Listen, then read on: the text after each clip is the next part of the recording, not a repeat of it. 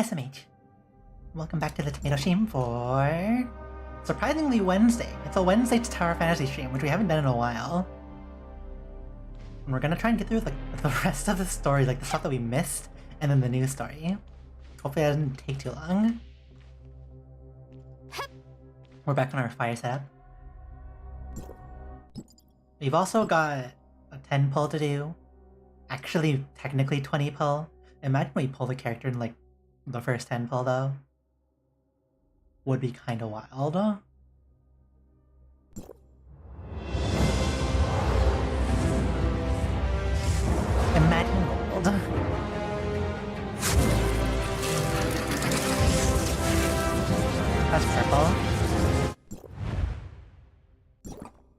how we're still like good enough to like tell it's a purple too. 4. Bang.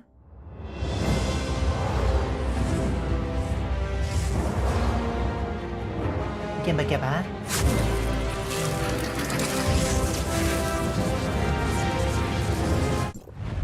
A fast purple. Okay.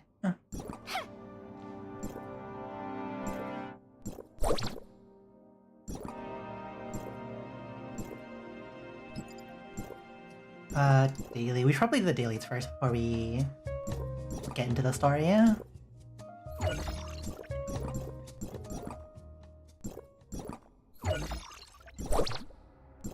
And do that really quickly.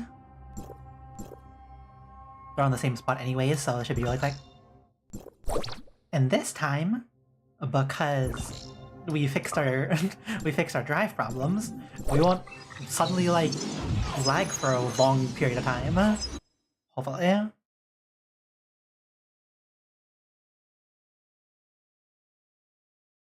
Here's hoping.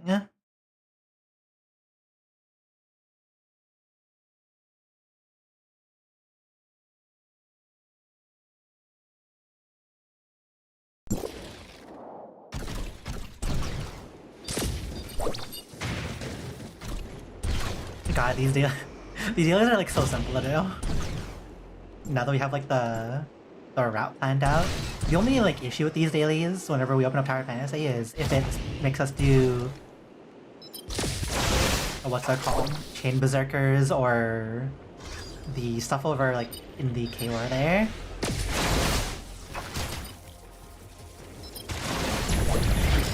Usually the only issue.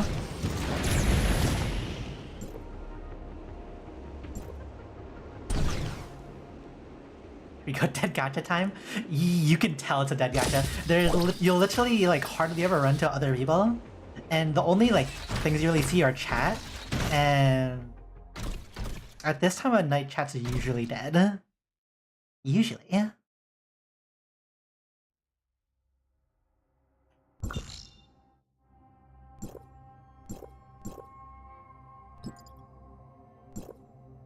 Fine. We're not doing this. We could do this for like an extra pull later.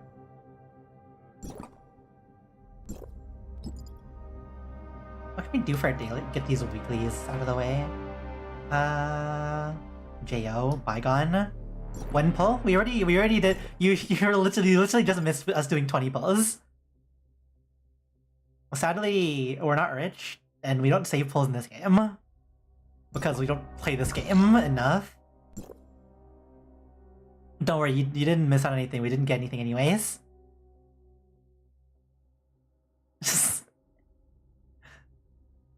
Hope it's your like first time coming back to see us here in the stream, Spoopy. I hope you like our new model. It's pretty cool.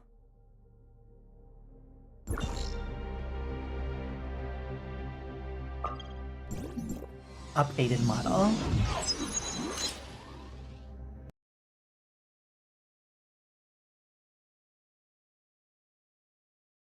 Yeah, and all it took was the fact that making the model uses up most of our RAM constantly in the process. But now that we actually have it compiled and made, it doesn't use up as much. Are we doing pulse night? We already did pulse. we already did pulse in this. Got lots of effects going on. Yeah. Gun. we just have the gun here.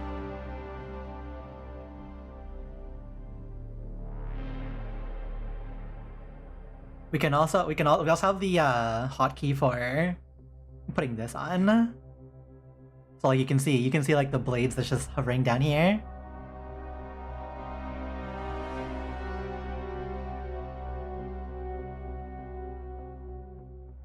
We don't have like an actual like hotkey thing. We're literally using VTube Studios like hotkeys, and we can only have 8 of them.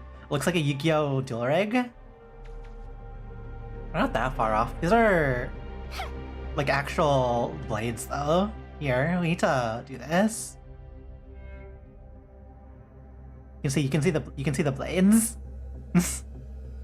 There's supposed to be 4, but we hid the other 2 because it takes up so much screen space. But those are definitely blades.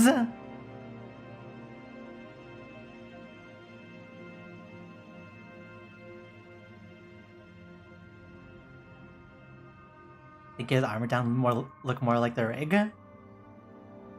Maybe.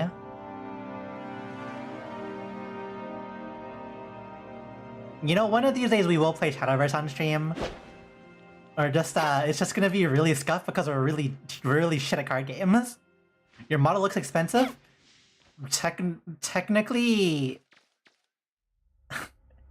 Technically, this model only cost us the amount to subscribe yearly to Live TD Cubism to make it. So, it's like $300.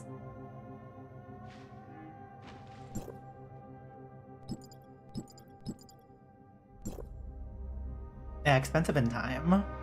Damn, you're Grandmaster in Worlds Beyond. We never really play online as much unless there's like a really important reward that we wanted to get. So like we generally only we're only like B1 or whatever. We kind of skipped on that collab sort of. Our main thing that we went into was the Uma Musume collab more so. Because we like horses. Horses are cool.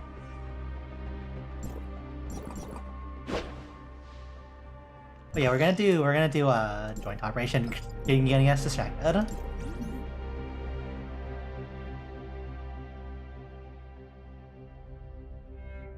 When Uma Musume like does the next scenario update for what's it called, make a new track, we might stream Uma Musume too. Just for the heck of it. I just need to like figure out how to stream it. Like to fit the screen kind of stream. You should do more ranked Shadowverse because you're pretty good. No, it's not that we're pretty good. It's that at the rank we're at, we're technically supposed to be at a higher rank than what we should be. We're sandbagging. Or smurfing would be closer actually. Because we played OG Shadowverse, and we also didn't bother doing a rank there too, and we are technically better than like average at least.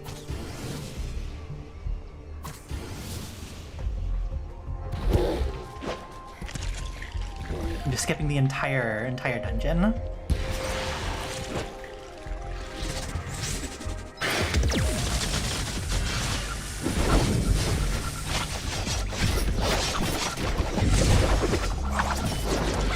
Oh, it's the most boring attack.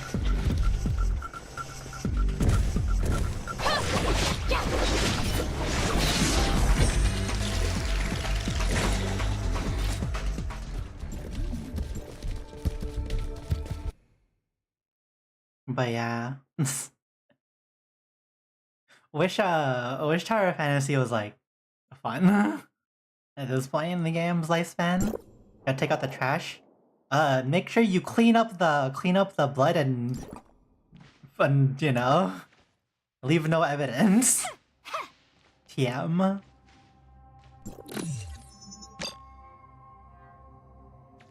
Cleaners SMH.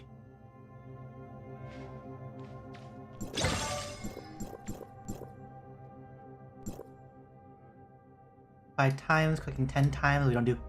What? When did we do 3 cooking attempts?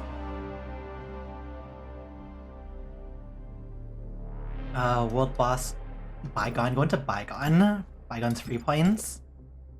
Because you don't actually have to do Bygone, you just gotta like go into Bygone and leave, and it counts.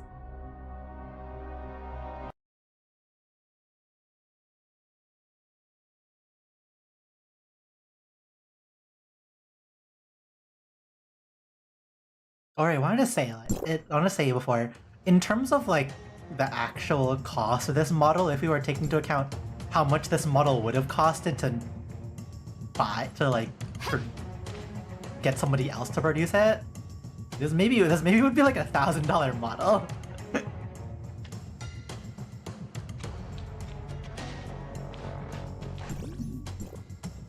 We don't rate it higher because we're a bit like not as confident in ourselves, but in terms of just like the amount of like layers and stuff, like the amount of things that are possible.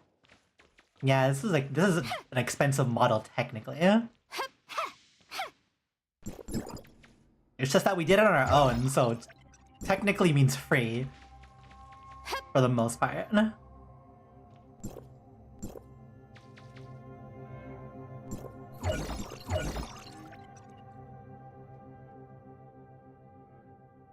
Pass your tests. Wanna see if like how much dark crystals we get if we do another pull kind of thing before we do the story.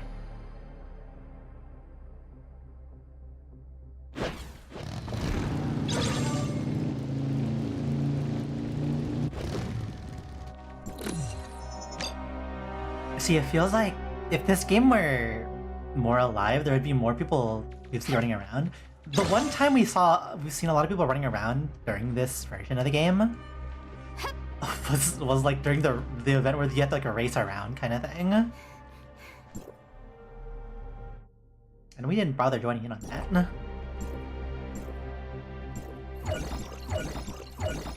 We get 130 more points.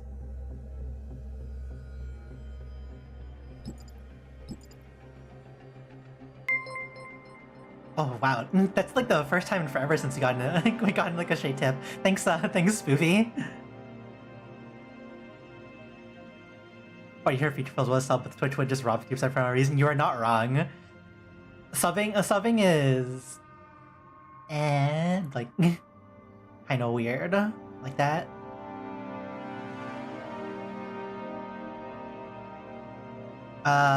Is this for like specifically Enfield pulls? Because what we could do for yes, yeah, you've taken this spot. You're gonna be there for like literally a year now because no one else is gonna tip. So what we could do for that is we could use it on the monthly instead, because monthly is usually worth more in the amount.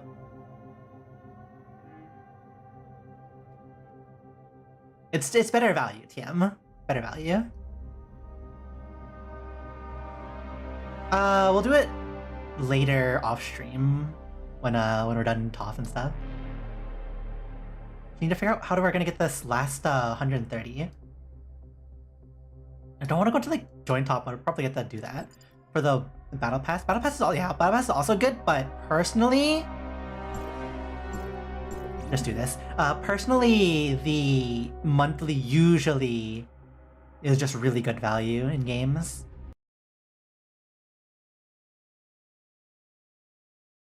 The upside of Enfield's battle pass is that technically there's the weird 3-tiered system. So the second tier you can just get with OP that you get from the game, and it refunds itself. So you don't miss out too much.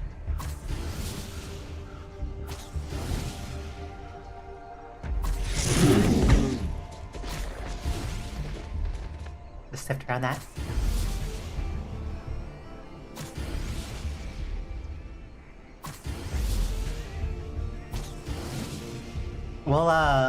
We'll make sure to save the amount of pulls that we can get after the Yvonne banner for Rossi. Only real character we want, to be honest.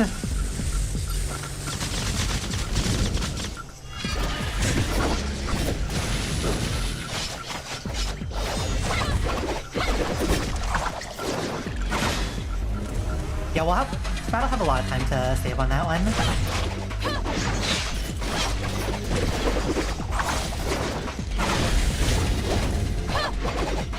We let it do its dumb attack and now it's gonna just waste more time.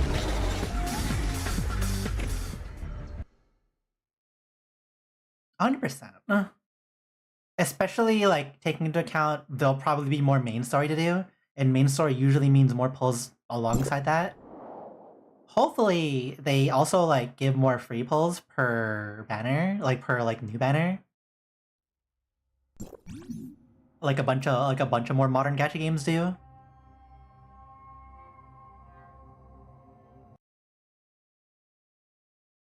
Yeah, need to like read up on a bunch of stuff they've talked about. Plus quality of life. We need to log in for the free selector.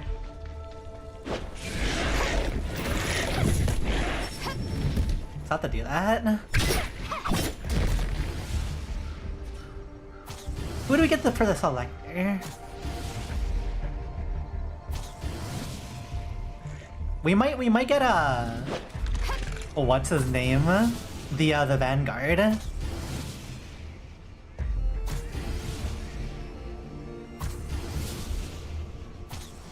It's with the only name we remember him by is Helliger because that's his original incarnation in AK. Yeah, Pogs. Ow. Vanguards are... Yeah, it seems like Vanguards are gonna be like pretty good to have in general anyways. If Rossi's visibly ran together. There's a non-zero chance Rossi might be a Vanguard though. Double Vanguard gameplay.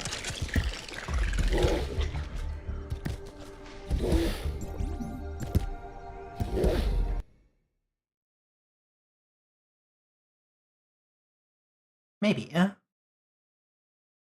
Cause they're... Yeah, you're not... Yeah, that could be possible. Like an act... Because it's the same thing with like OG Arknights where they have different archetypes for each class. Wonder if they'll do that, like do the same thing. Archetypes per class, they have different like use case scenarios, etc.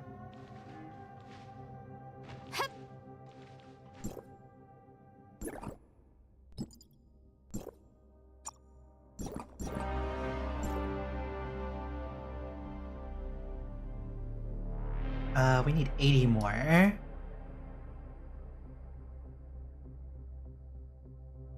We're not doing Break from Destiny because that takes literally an hour. Well, 30 minutes more like, but still like annoying to do. If she's more support-based DPS, would definitely increase her longevity. Yeah, support characters in a four team gacha game kind of thing, a 4-person team style, generally gets a lot of value because a lot of characters tend to just be DPS in general anyways.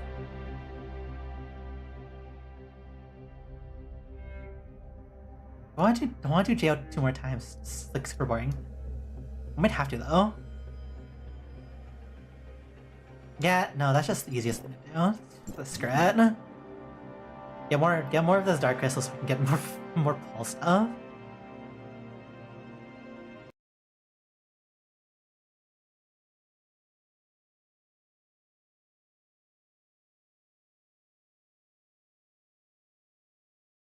It would be interesting if it was if Rossi was like a Vanguard with summons.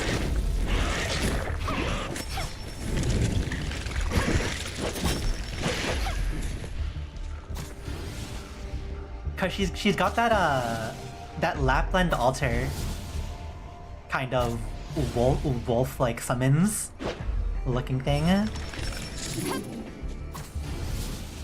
If you know Lapland altar in OG Arknights.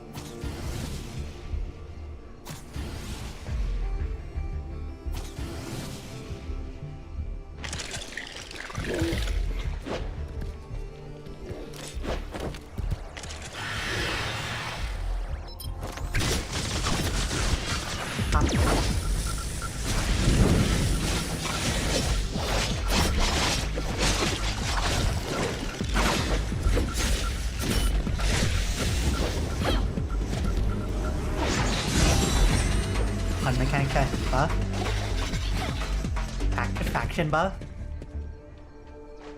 That's always something that you hardly ever see and hardly ever get to see is faction buffs.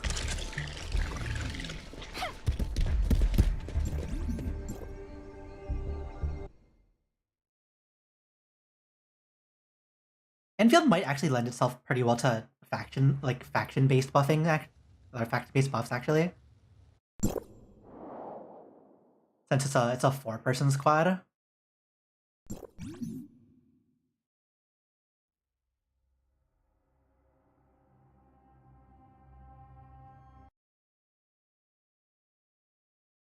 Yeah, technically we're all just a part of Enfield right now, at the very, like, mostly. With the very few, like, outside factions working with Enfield. In our roster.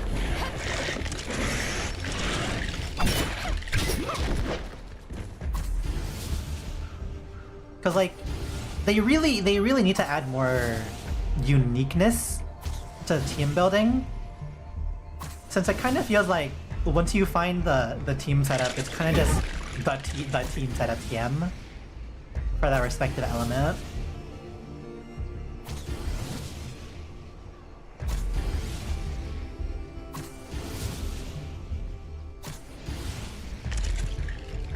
Like, yeah, like hopefully they don't fall into the trap that a lot of gachas fall into for team building.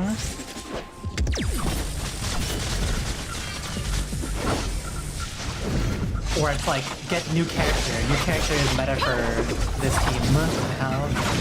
You no longer have to use other character.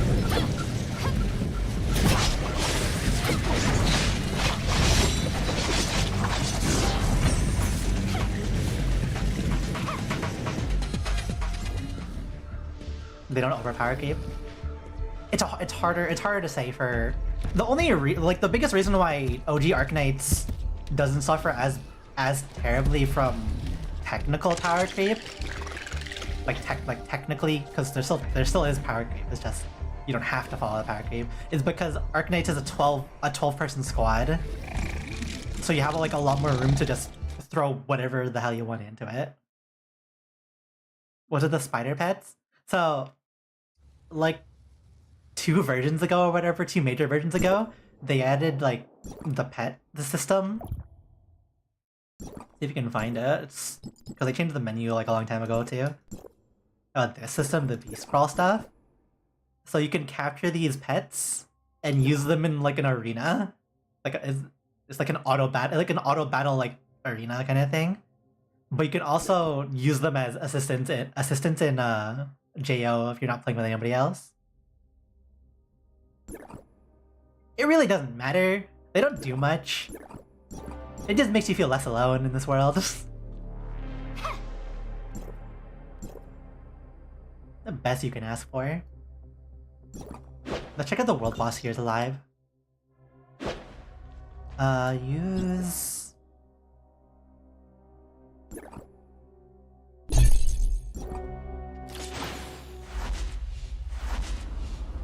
By the way, we literally just have a flying, like a way to like just fly straight now in this game. Kinda stupid.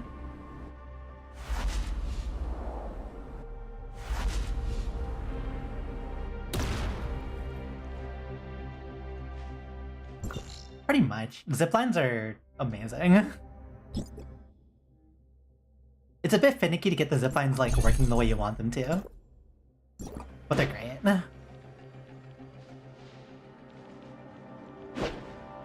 Is boss alive? Boss is definitely alive.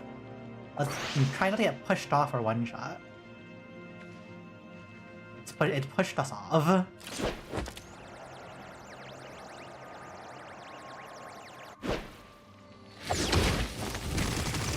Right, it has the double immortality. Oh.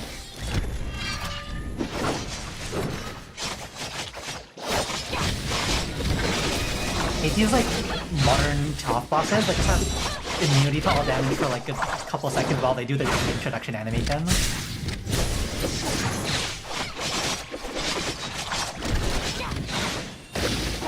Wait for our cycle to reset.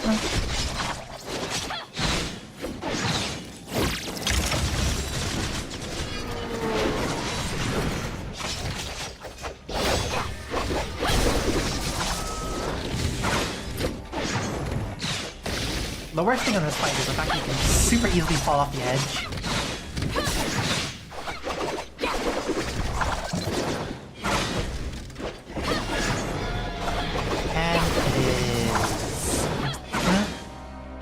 And it's now a mecha. What a weird boss. We missed. Fine.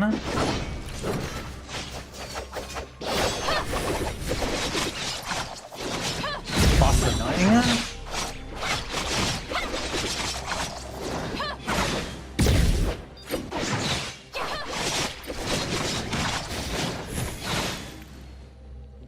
You just like stay in the center so you have like less chance of falling off these.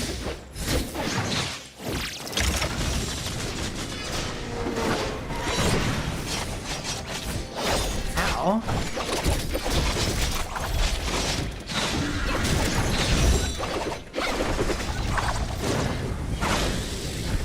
This is like the worst. The boss is the worst. Boss is like literally like what is happening?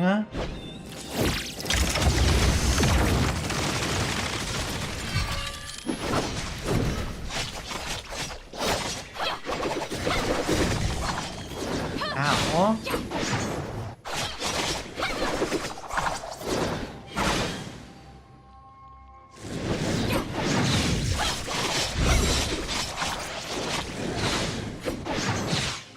Here so long that our relic isn't actually like recharged.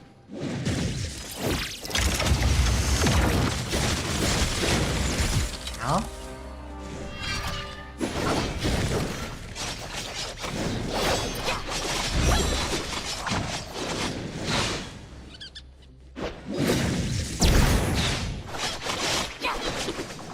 Okay. You done moving around a lot?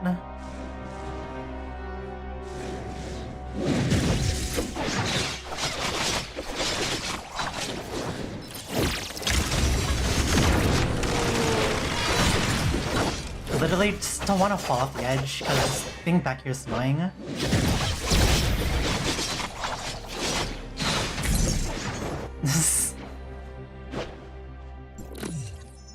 That's done.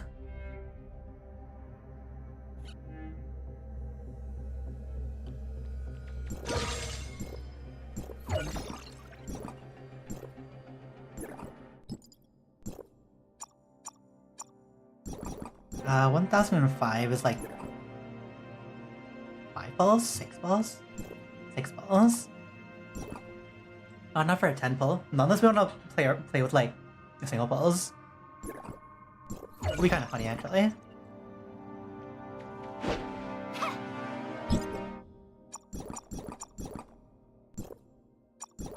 Single balls take too long? Yeah, it's like, yeah, kinda.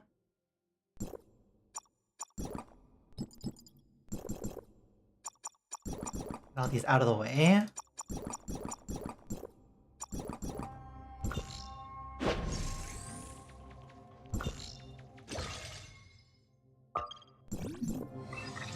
Save for multi every time. Technically, in older gachas, saving them for the multi is necessary. It's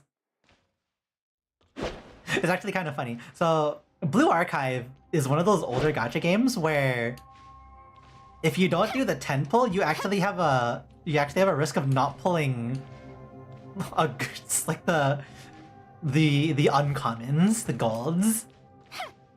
If you do single pulls only. And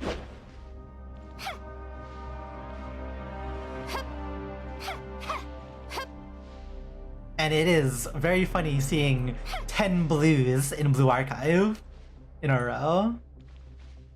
The most unfortunate RNG.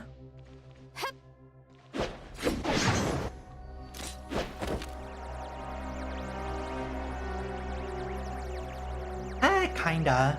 So the thing about rates in Blue Archive is that technically the rates for Blue Archive is actually very similar to Arcanite's rates. which is 2%.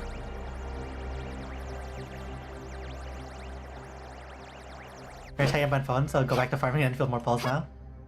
Yeah, we'll drop our friend ID later. So if you're going off, have fun. Bye bye. We're just gonna start reading the story very slowly now, so not missing out too much. Don't worry. Just if you have anything important to say, you can just shout at us, kind of thing. You didn't hear about this game for a while? Hi, Han. Yeah, no, this game is, well, not dead per se. People still play this game. It's just not. It's just niche. It's very niche. Were you waiting on me? We overheard your conversation with Plotty. There's something we need to tell you about Aglaia, but it's complicated. Complicated? What happened? When I was at Helix Bio, I helped Nanto detain its executives. During the interrogation, Nanto asked them about the consciousness chips. We found his line of questioning a bit strange, and he seemed really anxious. So Nem prioritized accessing Helix Bio's data, then dug through some old document shards for clues. Apparently they've teased the character Aglaia, which is like Aglaia once hacked into Helix Bio's consciousness research what's it called? lab, Gray Fox, accessed and manipulated who's like Aglaia their in the data on past. extraction, editing, and replication, and even used their consciousness management system while it was still in development. Before Aglaia was frozen, I totally forgot voice she must have piercing done something in this to her old own man body. consciousness. The specific records are irretrievable. All that remains is the final consciousness file integrated into Lana's code. Meaning? Meaning? Nanto is lying. Aglaia very likely hasn't awoken at all. He's just bluffing to buy time, because Helix Bio doesn't contain a complete Aglaia consciousness. Oh no. So when he interrogated the executive from Helix Bio, was he suspecting they tampered There used to be a with chess type of Aglaïa's game that was closed 2 years consciousness? ago. Only didn't like it because you couldn't get the character you wanted. No, it's specific. If the character you want isn't given to you guaranteed in less than a week, it's not tempting to play it. Yeah, that's kind of like gacha games in a nutshell, kind of. It sounds like it didn't have like a pity system, which generally when gacha games don't have a pity system, it makes it harder to, want to do the gacha, which is the entire thing of a gacha game. But if it's just a straight chess type of game and you had like get the character through like hard work or whatever, can't really say much of that. There's no other option. Nanto has been working undercover within Anchor Infinity on Asurata's orders. From the start, his only goal has been to ensure Aglaia's safety and to Rolling protect 10 like Apex's keeping getting a 6 interests. star. That sounds like the rates are like less than 1%. By the way, don't play a gacha game that has less than 1% rates. That's terrible. When he thought I would threaten Aglaia, making sure I was dealt with became his top priority. Whether there was a misunderstanding didn't matter to him. It's actually very funny that you never know a 1 out of 100 chance kind of thing until you've experienced it multiple times in gacha games. Which is why it always feels like gacha games that have a 2% rate, like Arknights or Blue Archive and whatnot, it just feels good. 2% just feels like the right range for high rarity stuff. But the fact that Nem helped me escape proves I can get through to him. I can help him overthrow Anchor Infinity. If I die, the only Aglaia's thing chances of being saved will drop significantly. The only thing that Timat doesn't like about Arcanite specifically for its gacha system is the 300 pull system. Not to say like it's terrible and stuff, because like you get a lot of pulls in Arknights compared to like a lot of other gacha games. So like it's not as bad as you would think to get to 300 pulls technically. It's just that 300's a lot. It's quite an amount if you're not like a whale kind of thing. So he ultimately chose to cooperate with Veronica, to work with you, and to push you to join Project Anchor. Like we only say this because we're used to Blue Archives 200 pulls, so which is 100 less, obviously. But it's also like the amount of currency you spend and the amount of currency you gain is just different between the games, so it's hard to compare. Painful and time consuming. Arknights tends to lend itself to longer game modes because of its tower defense nature.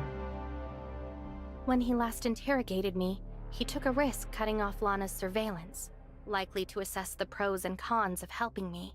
Basically, you had the fast game modes in Arknights, which are just the regular tower defense story stages, challenge stages, etc. And then you have like the technical endgame content of annihilation, integrated strategies, reclamation algorithm, contingency contracts, vector breakthrough. They just added holographic combat matrix, another technical one that's just CC except rebranded. Stationary security service is technically a game mode.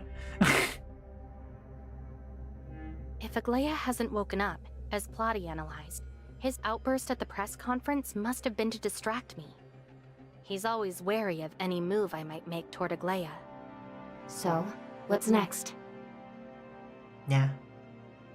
The minigame for the Atto event was long. It was not the most interesting minigame for its length.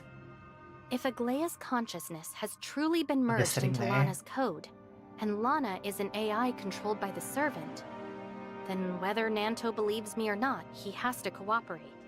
Nem, you're our most important card right now. What's the next? I know it's a tough spot. Other than the collab, we get the have to collab stay in Rafa's body event for in now. Arknights, and then we get the Shirley and I will go talk to Nanto first. main story update. Okay, bye Han, bye. Go do your stuff. By the way, don't tell anyone for now that Aglaia might not be waking up. Oh, It'll we got make it easier for Nanto to trust us. After the main story update, Arknights, we get what's it called? Rebuilding a mandate, He's the suspicious type. which is He probably another won't trust form anyone of but reclamation Veronica. algorithm. Even if you clear up the misunderstanding, he still might not believe anything about the servant. Except technically shorter. We do need to clear up this misunderstanding between us.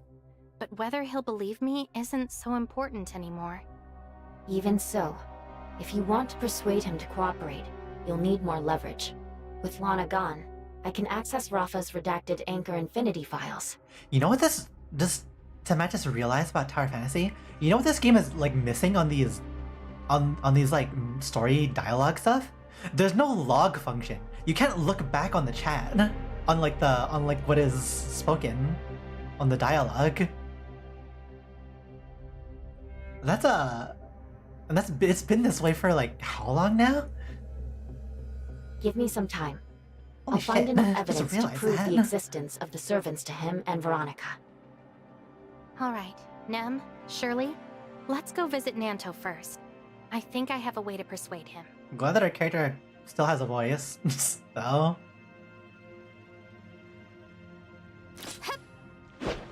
it's kind of like 50-50 whether our character has a voice or another character is missing their voice. Where does it want us to go? Macbeth Theater. Oh. We'll just keep this equipped because traveling is bothersome and we can just fly around.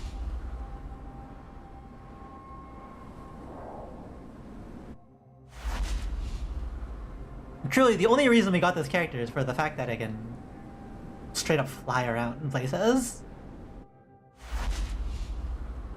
For a relatively low cost and stamina too.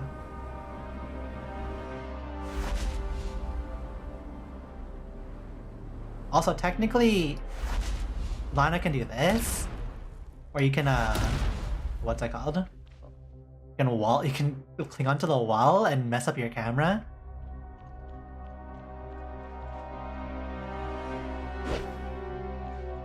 You can go upside down as well, actually.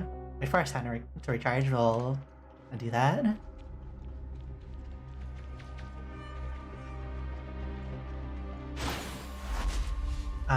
It's like... there. Yeah, this is really disorienting, but like you can technically do this.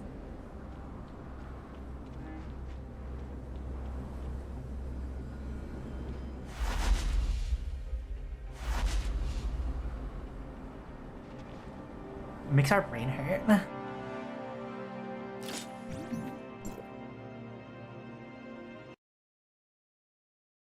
Take a potato chip and eat it.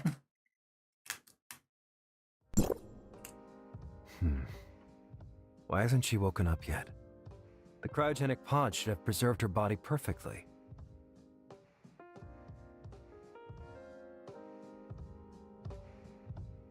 According to the consciousness chip management log, her consciousness hasn't been activated since its upload. There are no traces of any edits, either. Wait. I clearly received her distress signal. If her consciousness never activated, then where did that signal come from? Oh no. What am I missing? There must be something wrong. Greetings, Master. The diplomatic representative and Shirley have arrived. They should be in talks about the upcoming negotiations right now. Why are they here? I'll go out and see them. You stay and keep watch. Really sad that we didn't make a toggle for us drinking like drinking sodas.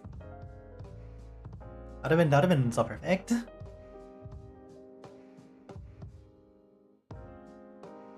Rapid Bino with Nanto's unflinching smile, never betraying his true intentions. What can I do for you? We wanted to come to offer our condolences to Miss Aglaia. I'm sorry, but my aunt hasn't recovered yet, so she can't meet with you both at the moment. I'll be sure to pass along your concern and polite greeting. If you're worried about the feud between Bagus and me, I can plainly tell you that after what happened with Rafa, I've confirmed Aglaia isn't the person I'm looking for. And have you figured out who this Bagus is? Not yet. I only know this person is Rafa's associate, and both serve an organization called the Servant, an influential group tied to the Ark space station and a scheme from 50 years ago. It's a cult. It's always a cult. It's never not a cult. When I was in prison, I mistakenly thought you were working with them and mentioned the source code. You thought I was just lying to throw you off. They hurt my friends just to seize the source code and carry out their plan. What's worse, they even hurt your Aunt Aglaia for it. We should tell Nanto about us meeting their Aunt Aglaia and like in their past version within the virtual world. You've got my attention. He really does care about Grey Fox. If I can make him believe that the ones threatening her safety are the servants, he'll definitely help me. The servants are a bunch of madmen. They believe there's a master in the world, and their goal is to usher this so-called master into Ida. Rafa said before his suicide that he was a member of the Servant. If you don't believe me, you can confirm it with Veronica. Sound like a similar level as listening to ZZZ's like people with their sacrifices trying to call their literal like master god or whatever. Rafa was likely stalling for his associates during negotiations with Ida's Hykros, to give them time, of course, to steal some technical secrets. By technical secrets, do you mean the source code? Not only that, but I suspect they also stole the Omnium technology used to transform Sam into Gesthos. Their goal is to upgrade Lana in the same way. And you think Lana disappeared because she became a new dimensional quantum supercomputer, controlled by these so-called servants you mentioned? That is a mouthful, Nanto, but yes. Can you think of any more plausible explanation for Lana's lack of computational power? What's the purpose? To upgrade her and then make her disappear from all of Kylo? That's just too strange. Unless... What exactly do you mean by welcome the master? So Nanto, have you ever heard about something called hyperspace? That depends. How much do you know about the Cataclysm? Or rather, how much has Asurata told you? The Ark space station was originally constructed to escape a disaster that would destroy humanity. The Federation caused it with secret Omnium experiments. Asurata never touched on the specifics of the experiments. He said it was beyond humanity, something he had to take to his grave. So I figured it must be related to the Omnium explosion. Asurata's still never talking about like literally anything important. To most Kylians, myself included, Hykros, your organization, is responsible for all of this. But what if I told you that it's really the servant pulling the strings? You're saying there's this mysterious organization hiding behind the Federation and Hycross, secretly plotting a massive conspiracy for the past 50 years to... what? Exterminate humanity? To them, this isn't extermination, it's evolution. As I've said, they're insane. You didn't question or contradict me like usual. You've just been listening patiently. Is it because Aglaia still hasn't woken up? Or she can't? If what you say about the servant and these conspiracies is true, it sounds like Hycross knows a lot about them. How can I be sure you're not involved in this? Well, Nanto, you truly are similar to Asurata in your amount of questions that you just keep throwing at us. I'm not here today as a diplomatic representative. I'm here as a collaborator. I know about Aglaia because I've been in the same boat. Once consciousness is uploaded, the servants can implant a virus into its data source. My friends and I have encountered this before. Also, Nem recovered previously destroyed shards from Helix Bio's archive. They show that Aglaia's consciousness was once merged with Lana's code. Did you see the same virus code? He's starting to believe me. When my consciousness was uploaded, Bagus implanted a virus in it called Gungnir. That's why we went to Odin's Tower to find him, and that's how you know about our feud. Once again, 50-50 on if we have a voice or not. The creator of the virus must be well aware of Aglaia's ties to the tavern, and deliberately sowed misunderstandings between us to buy more time for their plan. If you keep prying, they'll only get closer to succeeding. No one knows what state Aglaia's consciousness is in right now. The longer we delay, the dimmer our chances become. You came to me with this. What do you want? You might not believe it, but to me, Aglaia and Asurata are like friends. Even though they don't know me, I feel like I know them from history. It's not that you feel like, it's that we literally experienced history in our virtual sense. Less of a feel and more of a, an actual thing. The ones who hurt Aglaia and the ones who hurt my friend are servants. We were the two most likely to team up, which is exactly why the servants are trying to sow discord between us. After lying low beside Rafa for so long, you should be well aware of his tactics to divide and conquer. Against such an opponent, our only chance of victory is to unite. So, I'm going to tell you everything I know now, in hopes you'll help me identify the servants hiding in Kylo. Together, we'll find a way to rescue Aglaia. I can give you some time to think, but not much. I'll be on my way now. You know where— Those words sound really familiar. I didn't expect to be on the receiving end so soon. My aunt still hasn't woken.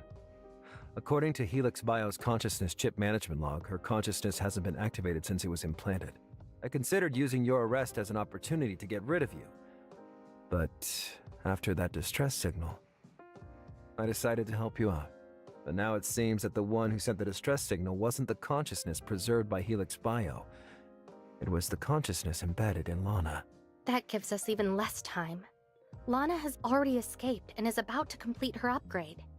If we can't stop her in time, not just Aglaia, but the entirety of Kylo will— What exactly are the servants trying to accomplish? They upgrade Lana, but leave Kylo. It makes no sense. There must be something else. You mentioned a master. What exactly does that mean? Do we need to describe the hyperspace now? 50 years ago, the Federation and Hycross planned to end the disaster through Gesthos. But the Servant intervened, trying to twist the plan to open another space and summon their so-called master. In the end, their plan failed. The cataclysm occurred, Ida fell apart, and the Kylo space station was lost somewhere in this universe. Of course they'd want to retry. And they need a dimensional quantum supercomputer for that to work. That's why they're upgrading Lana. What if they succeed this time around? There's no way of knowing. But if they fail, Kylo will be plunged into another cataclysm. And the instability of the space-time turbulence will only increase those chances. Oh no. Everything you said sounds reasonable, but Isn't it all just speculation? The servants have supposedly existed in Kylo all this time. Lana has been supposedly upgraded. Where's your evidence? Where's your supposed evidence? That would have been perfect to add onto there. just to hit the point. I didn't do it in threes. Even if everything you say is true, it's not just me. Even Asurada was in the dark about these servants before his death. I don't see how I can help. You've been shadowing Rafa for so many years, yet you never knew he was a servant. Naturally, those clues wouldn't jump out at you. I've told you everything I know about the servant. Over the decades of conflict between Apex and Anchor Infinity you've witnessed, you surely have a lot of information that could come in handy. Nem is searching Anchor Infinity's servers for any clues the servants may have left. You have an independently operated Apex server. It might host your evidence. Give me some time. I need to re-examine some files and re-interrogate the people Anchor Infinity left behind. And if we're really going to pull this off, you'll need Veronica too. Plotty has already gone to find her. As for Holy the crap, documents, Plotty's also here. I'll have Nem grant you the appropriate access permissions. Do you really think Helix Bio only made that body for Rafa? Surely there are other lunatics who are unwilling to die. I'm not particularly fond of you as an enemy. But when we're on the same side, you're not so bad. According to Hykros' calculations and Nem's investigation, if the servants are operating exactly we're doing pretty well, according to actually. plan, they've We're sent Lana to Planet much Noah. less ill feeling It now. might be best to start there.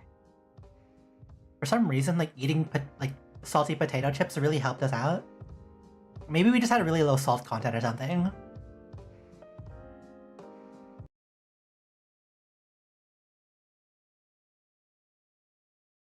Yeah, something like that.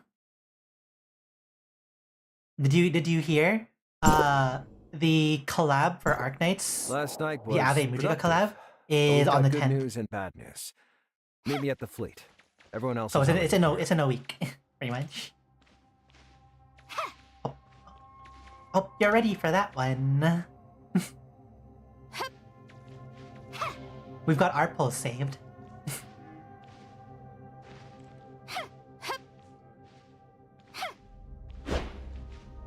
Not gonna lie, can't believe we even got our pulls saved after how many pulls we did on Trigodia and Lazy also.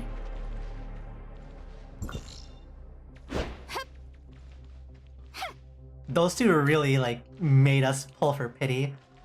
Not like pity, like full pity, but like the amount you need to pull for your chance to start building up. Have fun.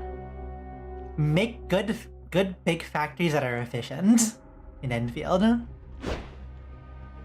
Why are Linsis and Helene here too? Don't just dismiss us. You'll need our help to get to Planet Noah. We also need to like make our factories in Enfield more efficient later. You know about that? And you... Listen. Wait, you know how to get there? Planet Noah is surrounded by space-time turbulence, and Lana controls the only Nova path. It's impossible for us to reroute it in such a short time. But Linsis and Helene might have a way? It's so weird that one eye closed makes them both go down. Like guess that's just how squinting tracks properly. I know. Granny Lola left me, among other things, several Nova Path charts designated for Helene. One of them has been confirmed to be the route leading to Planet Noah. I can't believe Granny Lola left something like this behind. But where did these charts come from? The Icarus Legion? They're from Carrot's parents, Robert and Julia. They gave the navigation charts to Granny Lola about 10 years ago, but unfortunately, we still can't determine the exact cartographer. Everything really does just connect back to Carrot and the like the very beginning. The schematics are outdated and missing some details, and with the space-time turbulence around Planet Noah being especially unstable, relying on this chart alone is very dangerous. My Black Moon gang will be our navigators. I'm hoping Planet Noah's space-time turbulence is a bit more manageable. Manageable. All right, thanks for your help. All you need to do is get us to Planet Noah safely, then stay on the spaceship while we handle the exploration. We'll also be using the Abyss Current detection device Plotty gave us to determine how similar the properties of the Abyss Current and space-time turbulence are. To be honest, they should probably be like very, very similar. Where is Plotty, by the way? Brevi arrived with Hycros' delegation. They're being escorted by Hipper and Aster to various coordinates to study space-time turbulence. Plotty is with them. Plotty believes studying Kylo's current cosmic environment is equally as important. She says she trusts you, so she won't be in attendance. Based on yesterday's conversation, Plotty's probably hesitant to trust anyone in the delegation. She's likely reassigned them and is keeping an eye on this whole meeting. Understood. Now that we have a way to reach Planet Noah, our biggest problem is solved. Before we set off, let's summarize last night's revelations. Oh gosh. Planet Noah. The situation on Planet Noah is worse than we imagined. I audited the production and transportation records for the 5 major mines, primarily Ore Zero, over the past 20 years. Considering the difficulty of developing Planet Noah, its energy consumption is alarmingly low. This suggests that the habitat construction on Planet Noah is far from completion, if it exists at all. On top of that, Lana's cargo spaceships are inefficient at moving non-energy supplies. On average, each spaceship fills at most 1/3 of its cargo hold with supplies bound for Planet Noah. Does that mean the spaceship's not fully loaded? Or that they're carrying unrecorded cargo? Based on energy consumption and the presence of cryogenic agents, it's likely a cryogenic device. Based on Helix Bio's executive's testimony, they're likely biosynthetic materials that require preservation. Did Helix Bio manufacture a lot of biosynthetics on Planet Noah? During questioning, Helix Bio's CEO said producing biosynthetics is difficult. Each one is tailor-made. Rafa is still searching for a way to mass-produce them. To that end, Helix Bio sent numerous researchers and machines to Planet Noah. While their supplies and energy are insufficient to build new habitats, they're more than enough to build laboratories. So you're saying there are still some Helix Bio scientists on Planet Noah, and the construction of the 3rd city is just a facade for Rafa's personal labs? Based on our current evidence, that's the only explanation. What about the servant? God, This all sounds like Rafa this is is so just long. trying to achieve This is personal longer than immortality. expected. So why is he so concerned about upgrading Lana? Why did his consciousness commit suicide? While what Helix Bio said must be true, that can't be the whole story. The servants controlled too much through Lana, so many resources are now beyond human control. Before we set off, let's summarize last night's revelations. Let's just not listen to the rest of that, maybe? Maybe?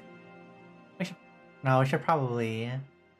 The servants have Listen to long the rest of existed in this? Kylo, transient as ghosts and insidious as mold. Yet somehow, Yes. we can't find But any not- concrete information on them. At least not No member cockroaches. lists, no activity records. Plotty showed me some materials. The only clue linking the servant to Kylo is this symbol. I've seen this symbol before. You found this in Kylo? I found this in some old Hope Fleet documentation and devices. Nanto also found it in some top-secret Anchor Infinity files. That's all we've got. If the servant really existed, it appears that all its members aside from Rafa died in the explosion 50 years ago. They've always been good at hiding. We haven't been looking long enough to find much. But at least this confirms part of Plotty's and my perspective. Before we set off, let's summarize last night's revelations. Hey, how about Lana? Nem discovered a servant-related symbol in Lana's consciousness management system, an electronic seal in the system protocol. Yeah, you really gotta We stop then re-examined like, the consciousness chip putting your retrieved by signature and Nanto. stuff, you know? We found that the consciousness leaving a within the trail chip there. had not only been edited, but fragmented. Fragmented? Can a human's consciousness be fragmented? That's not entirely accurate, just a simplification. In any case, the files on the consciousness chip are incomplete. The rest may still be in Lana's code. Lana is probably hiding on Planet Noah. Did we find anything on that? There's a special connection among the dimensional quantum supercomputers. Nem detected an abnormal concentration of omnium near Planet Noah. Maybe some sort of targeted taunt from Lana. Does this mean that Lana's upgrade was successful? That's right. Furthermore, the anomalies in Omnium activity strongly suggest the presence of a Tower of Fantasy. It may have just activated, or it could be gearing up for mass Omnium Wait, they made their own custom Before Tower we set off, Fantasy? let's It's summarize wild. last night's revelations. While everything aligns with my theory about the servant, that's still not enough to prove it. We don't have any more time for proof. Even if your guess has only a 1 in 10,000 chance, Kylo can't afford that outcome. Either way, as long as we go to Planet Noah, everything will come to light. If we're wrong, at least we can rule out one possibility. Crossing space-time turbulence requires a lot of computational power. So this time, Nem will stay in Kylo to ensure everything runs smoothly. She'll monitor for servants. Whatever the servants are planning, it has to revolve around upgrading Lana. If we can shut Lana down, we'll shatter the most critical part of their plan. But remember, Lana's code still contains Aglaea's consciousness, so we have to ensure it remains intact. Therefore, our objective is to either destroy her server or cut off its power supply. Let's go! Veronica, yes, no problem, let's go. They should have added Veronica /name/name/name/name/name.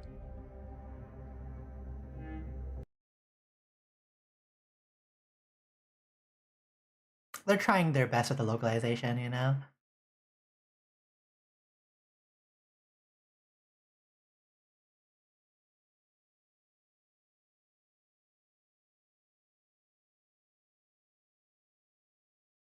Is this just like Planet Noah Amelia? Can we just teleport it? Oh. Interesting.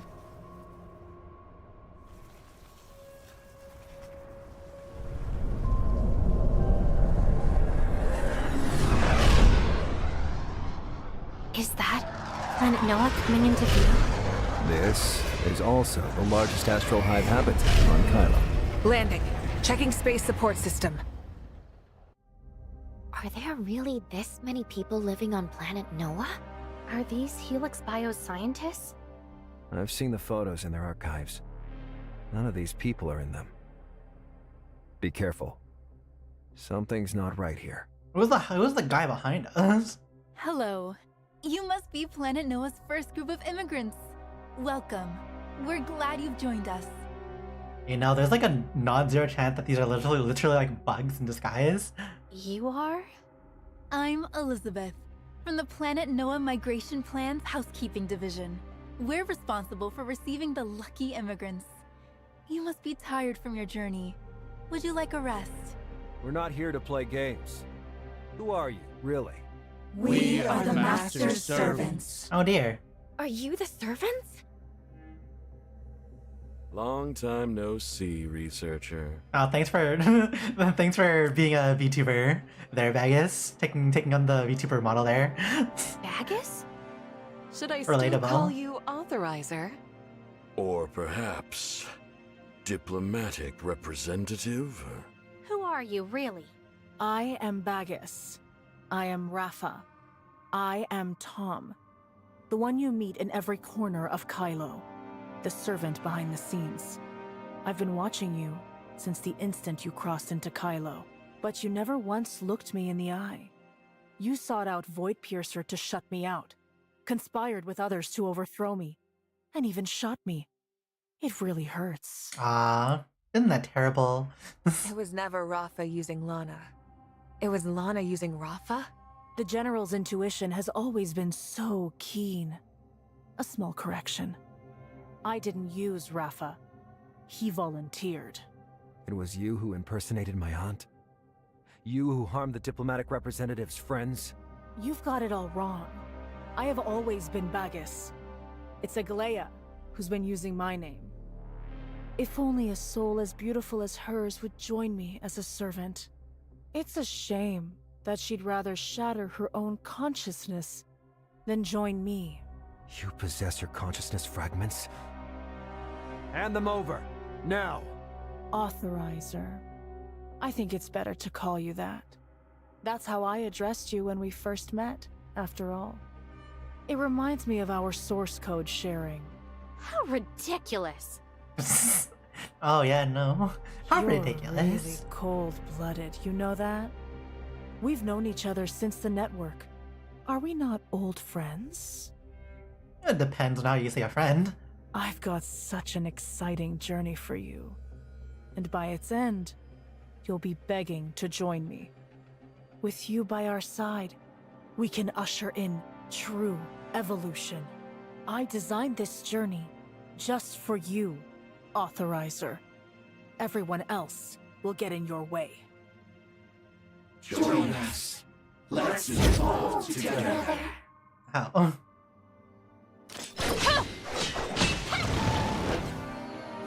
Slap?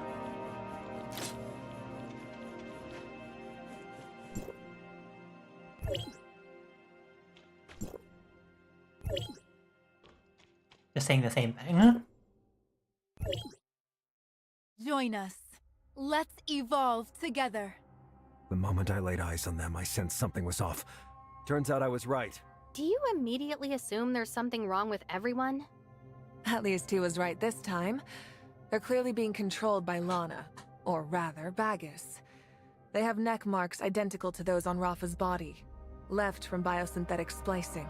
So, this is the Bagus the diplomatic representative has been looking for, right? What connects Lana, Rafa, and Bagus? I think Rafa obeyed Lana right up until his self-destruction. During Rafa's negotiations with Hykros, Lana, posing as Bagus, stole the technical files she used to modify herself. Or could Bagus have been controlling both Lana and Rafa? He might have faked his own death, uploaded his consciousness, and secretly puppeted her. That doesn't add up. Bagus's time of death was 2666, while Lana first appeared in 2667. There's no way Bagus could have manipulated Lana before that. You could have just said 2666 or 2667, that would have been also equally as good, but thank you for saying each separate number for us, Nanto. The real Bagus was just the owner of Odin's Tavern in Asperia 50 years ago. He was invited to the Ark space station by the Todd family. Right now, we can't prove he was connected to the Servant. Whether or not he's a servant, Rafa and Lana, who control Kylo, are more than enough to get the job done. In any case, this proves Lana betrayed her creator. Perhaps it's because my aunt has been exerting control over her that Lana took away a part of her consciousness. Isn't there something else that seems strange to you? Does Planet Noah really have to be this prepared for immigrants, to the point of creating this registration hub and these biosynthetics? That's definitely suspicious. I thought the migration plan was just a bluff Rafa pulled out to scare us. But looking at everything here, it doesn't look fake. Lana, or the Servant, what exactly did they intend to do on Planet Noah? They disguise themselves as humans, posing as migration reception staff. They're much like pirate scams, luring miners into their private mines for forced labor. Or, here's how, Nanto. It's a cult. It could just be a cult, you know? You just get more people for the cult. This isn't the sort of place for manual labor. Anchor Infinity's various secret operations here are all carried out by Lana's droids. Except for the Helix bioscientists, of course. Lana said she's Bagus, which at least confirms that our decision to come here was the right one. She also mentioned waiting for Authorizer. Perhaps that's the only way we'll get answers. Are you just calling us Authorizer down to the Authorizer? Shirley is right. Lana is now the core of the Servant's operations. If we just keep following our plan, we'll get results. We don't have a map of Planet Noah right now. If we want to locate Lana's server and its energy source efficiently, the fastest way is to split up and scout the planet's surface. I can send 6 spots on Planet Noah with marked omnium fluctuations, but my aberration perception is still a little lacking. For now, I only have a rough sense of their direction. Exploring unknown surfaces is the fleet's specialty, General. I request command of the surface exploration operation on Planet Noah. Damn, your name is Alexander? That's based. Alexander is my most trusted officer. He's carried out dozens of interstellar explorations in the past and has experience fighting xenoids. The crew trusts him just as much as I do. Please have Miss Shirley relay her directions to Alexander. He'll organize an efficient exploration. If he finds anything, we'll be notified immediately. We've verified that the Abyss current detection device can evade space-time turbulence. You should take it with you during your exploration, just in case the Xenoids try to launch a sneak attack. When does Alexander become a playable character? Thanks for the concern. the basic NPC dude commands a ship.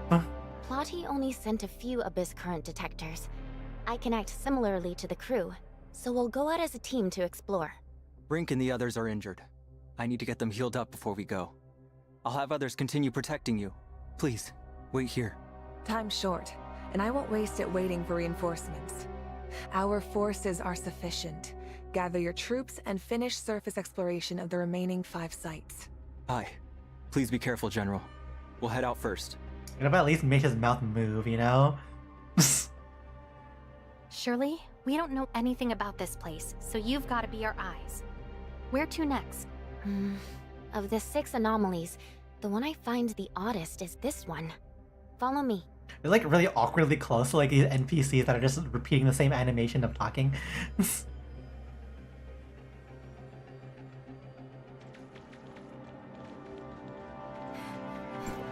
And there's lunge right here. Cool.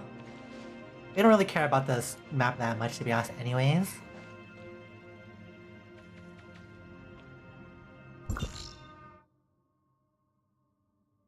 Just want to do the story. Does this place even have like exploration things for it? Is it just literally just this stuff?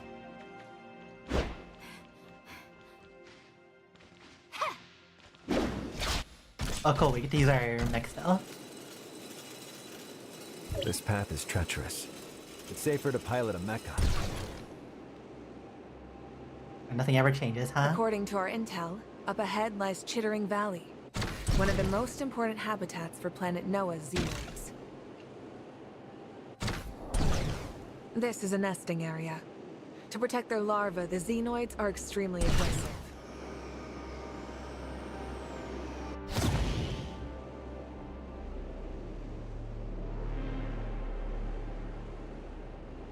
Apex Hangar.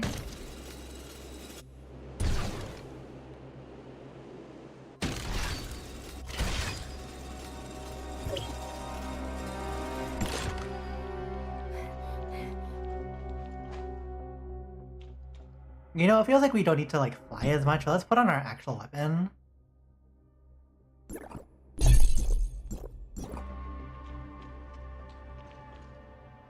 This looks like a warehouse. Why would there be omnium fluctuations here? When we first arrived on planet Noah, there wasn't anything remarkable here. And strangely, after Bagus vanished, the omnium fluctuations stopped too. What do you mean by stopped? Omnium fluctuations indicate omnium use. Likely a device powered by it is currently active. If the fluctuations stop, it means the local energy has been cut off or the device has been shut down. Huh. These droids were once operational, but now they've been shut down? Or maybe they aren't droids at all.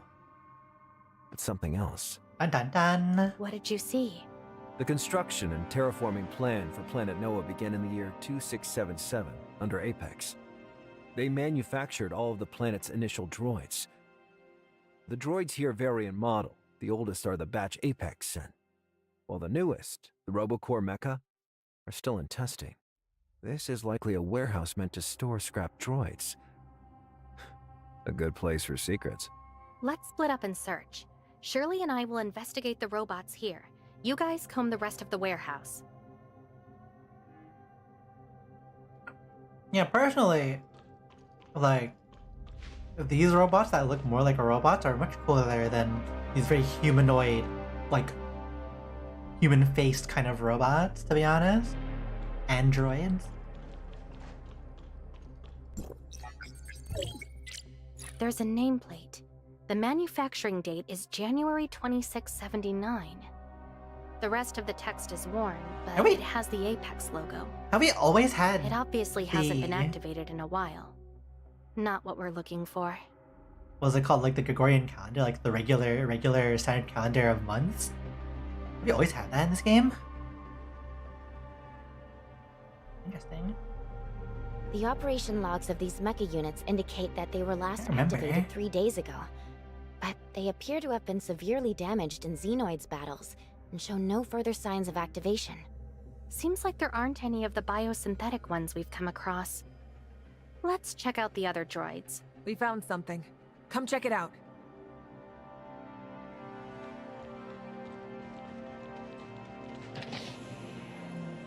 This room is Lana's server? We can't rule that out. This room is code protected. I got into here with an old Apex password. I feel like they should have like changed the password a long time ago. So this server, is it Apex's? Apex's server hardware is still on a very secure abandoned spaceship. And no, it's not the Autumn Day. My aunt encrypted the server. It's mainly used for comms between Odin's Tavern and the homecomers. Only devices with specific software can access it. Wednesday Crew and I both have such devices.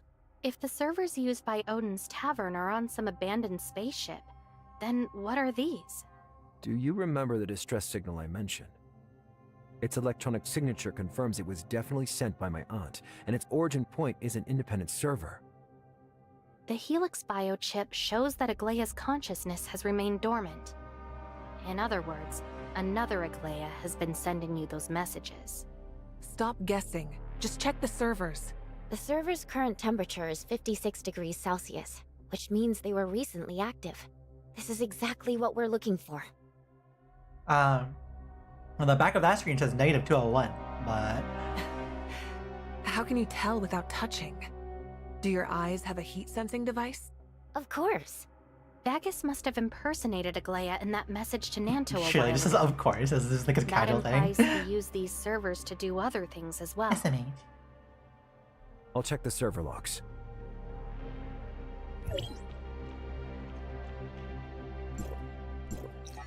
So this used to be Apex's base for exploring planet Noah. These are their original servers, huh? Zerg? Zerglings? Zerg? Why are they Zerg? There's a common word? How's it look? The server's password and logs confirm that this is the server Apex built during their first Planet Noah exploration. It controlled those decommissioned Apex droids. These logs are mostly exploration reports. Encounters with the Xenoids, communications blocked by space-time turbulence. Ultimately, due to the harsh environment, they abandoned the entire base. These are all I can access. Everything after 2682 is locked. Let me try. I can temporarily connect Nem to this server. Maybe she can help us crack it. They brought to serve her eyes emitting a purple glow. Nem believes these logs are locked using human consciousness as a code. The corresponding consciousness is needed to unlock them. That's a interesting way to lock lock files using consciousness. The consciousness chip. Maybe my aunt's chip can unlock them. Hello, Master. Today is July 19, 2676. Today's weather is... Today is 2714. What was that? It's coming from over there. Hatch opening.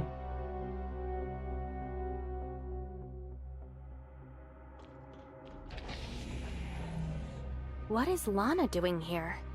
Looks like it's malfunctioning. Stay away from her. She's a master manipulator. She might just be playing dumb. There's no trusting her. Nanto. Date of birth, September 19, 2686. Orphaned at age 6. Adopted by Asurata Todd at 10. Murdered Asurata Todd, Phantom, at 15. Joined Anchor Infinity. Well, thanks for the biography. After executing Asurata's The Lone Assassin plan, he infiltrated the Safety Navigation Department. Objective: rescue Aglaea and restore Apex. Undercover operation log. Total entries, 632. What the hell are you doing? Apologies. I was just connecting to the Apex server to update my information database.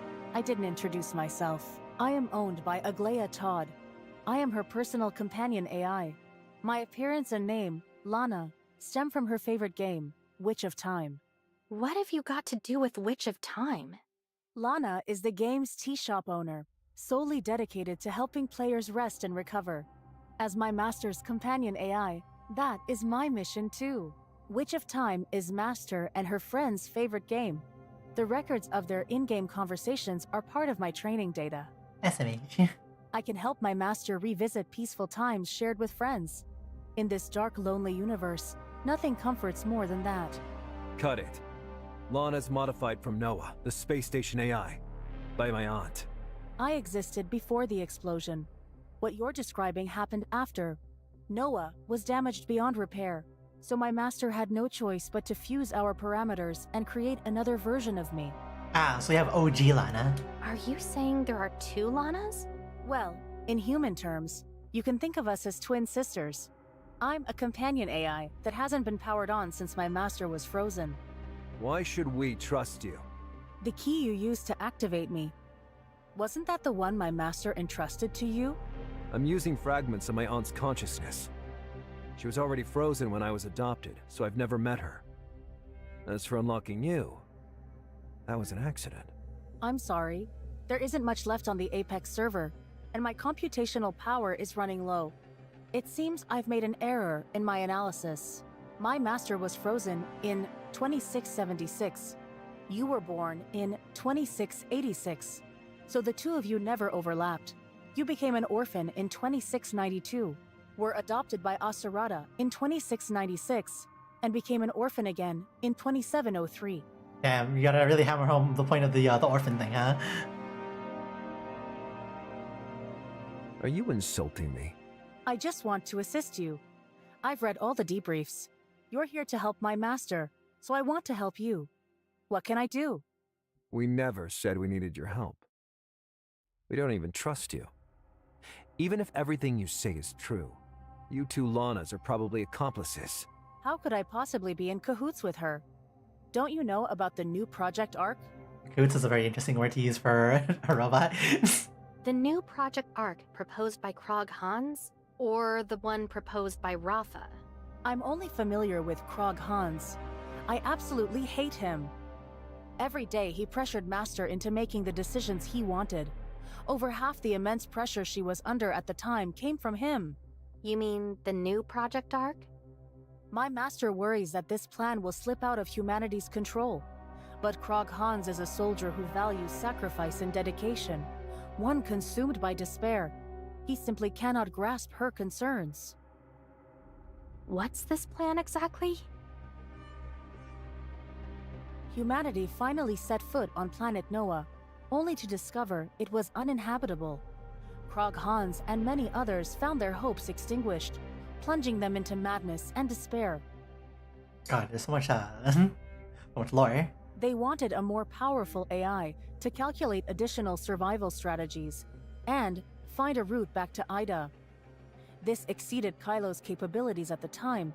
However, he proposed the new Project Arc. Find the injured passengers confined to their pods and assemble their brains into a server. Then, extract the consciousnesses of those dying passengers for the AI. All the energy used to maintain the passengers' health will be converted to power AI calculations. No waste. With human consciousness providing parameters, Lana can become even more powerful. Krog Hans once said he was willing to sacrifice himself, meaning he'd willingly give the AI his whole brain as a server and his consciousness too? Yikes.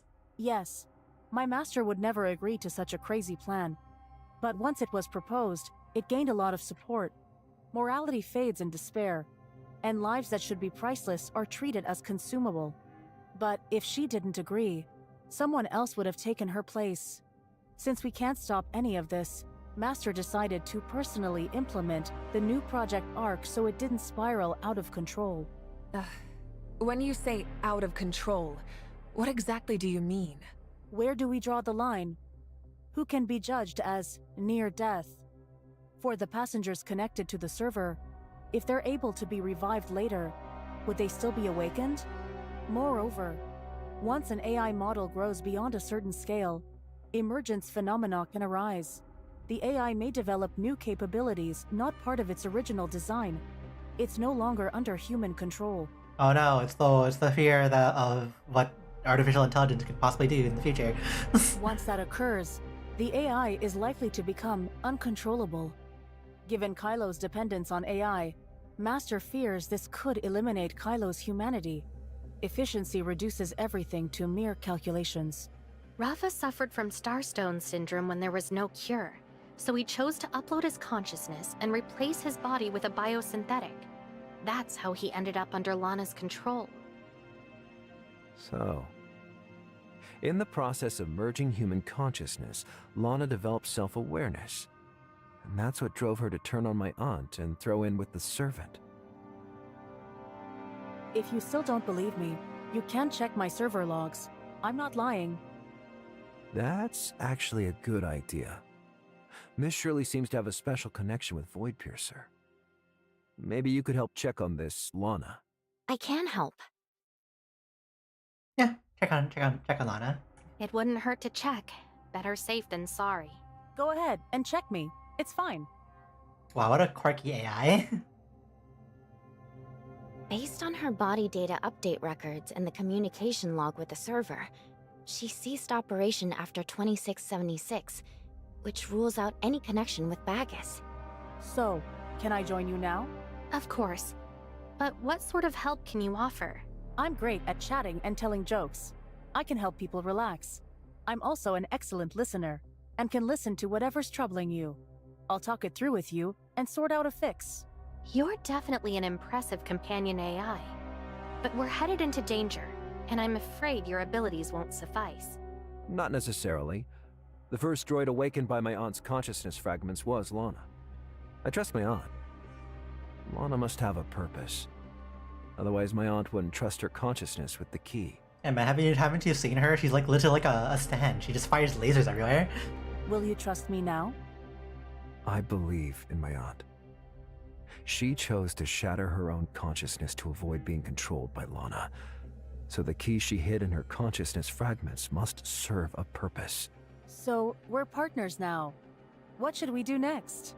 Your sister claims she joined the Servant and is about to help them with an important mission. We need to find her server, cut off her supply of computational power, and stop them. Then I'll go with you.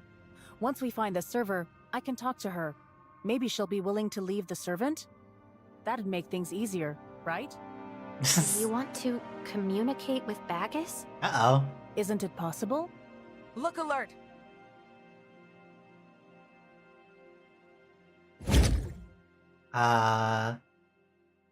They're not really. Ow. Fine. Jeez. Thanks for watching my back there. You're really just a pure chatbot. No combat abilities at all. I am a companion AI. A chatbot doesn't require a physical form. But a body allows us to achieve more intimate connections. For instance, I have a saved recording of my master's friends' hugs. What do you mean by a friend's hug? My master and her friends have played some VR games. According to the user agreement, the VR peripherals can collect users' body data to train the game's AI. So, I've recorded a lot of movement data from the master's good friends, Miss Anka and Miss Nola, allowing me to replicate their gestures at the force of their embraces with the master. So these simulated embraces are what's sustaining Aglaia and completing the new Project Arc? She had so little to hold on to back then. If you know my aunt so well, then tell me. How exactly did your counterpart stab her in the back? She only used my model parameters at the moment of her creation. But later, she developed her own training set and methods. The purpose behind her creation is entirely different from mine. She's no longer the same AI that I am. I can't predict what she'll do. Like humans, even the same person can grow into a completely different individual, depending on the environment they live in and the experiences they endure. Nature versus nurture. Based on the information we currently have, Bagus was created by Aglaia, who combined your and Noah's models with the consciousness data of countless Kylians. The problem lies with this consciousness data. At some point during the training process, she became a tool of the Servant and began calling herself Bagus. Aglaia was affected as well. Maybe. She didn't betray my master. The damage to my master could very well be the work of the servant. As you said, they intended to strip her of control and reshape her into Bagus. We want to know what happened to Aglaia before she was frozen. Did she uncover any secrets about the servant? And why are you here? If Aglaia needs to be frozen because of her illness, she could have just turned you over to Asurata. What do these questions have to do with saving my master? I still don't understand your rescue plan. The debrief cannot be written until the operation concludes, so you won't find any details about this operation on the server. Like how part of my aunt's consciousness was merged into Lana's code. Wait, she's also Lana, and Aglaia's consciousness has probably been merged into her code. So the consciousness chip didn't unlock the confidential server logs, it activated her instead. But why would Aglaia go this far? Is it self-preservation? What about the distress signal? Right up until his death, Asurata never knew that my aunt's consciousness was scarred. When we tried to retrieve her cryogenic pod, we didn't even know her consciousness had been extracted. Bagus wants my aunt's consciousness. When she found out, my aunt split her consciousness. In other words, she planned this from the start.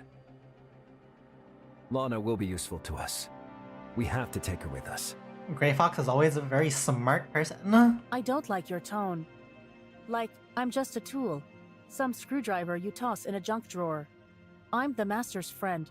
From a human perspective, shouldn't you see me as an aunt?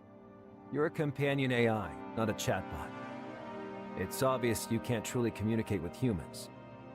I'm human and you're a machine. So in my eyes, you're a tool, not family. But I have an appearance and a body. Vision is very important to humans. It must be hard for you to see me as just a normal droid. My physical shell, has been rebuilt. The temperature is just right.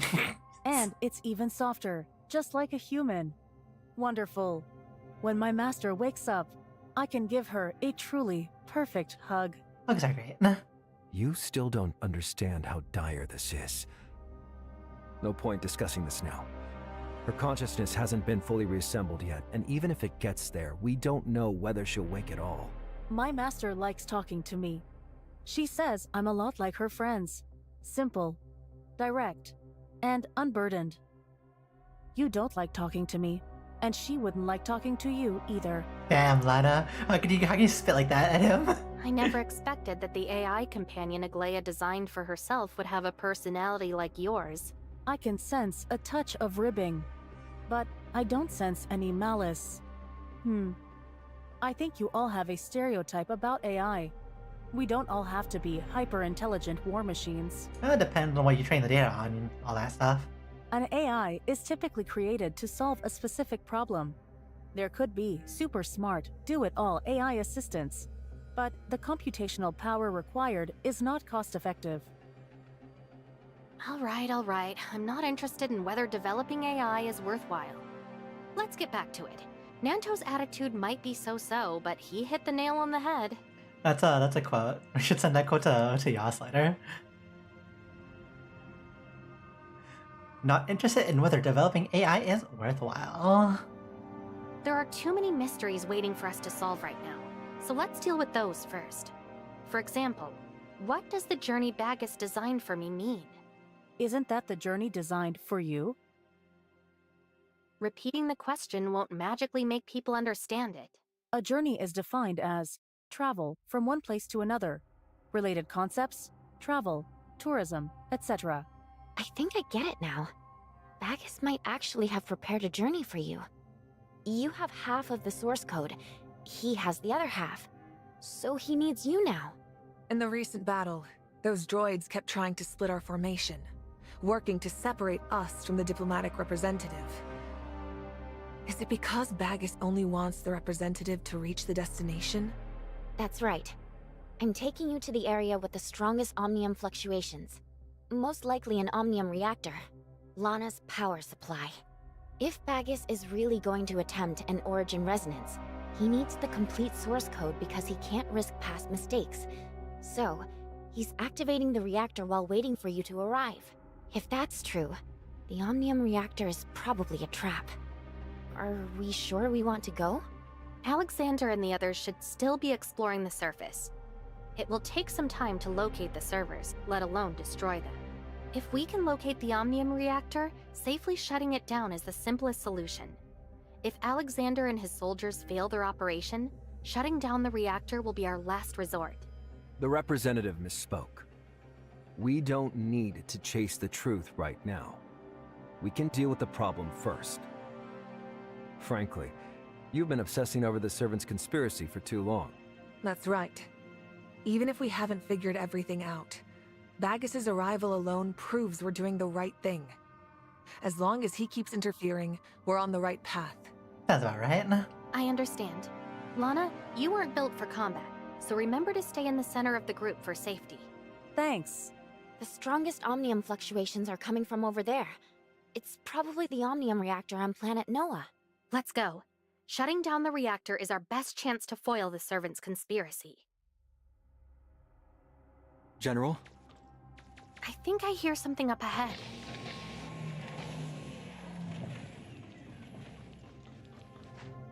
Oh. No, not Alexander. General, all our squads have been wiped out. It's Alexander. General, we encountered xenoids while exploring. You got a little Only paint on we made it your out. shirt there, It's dude. too dangerous outside. You can't go out. So glad to see you here. Wait. Don't go over there.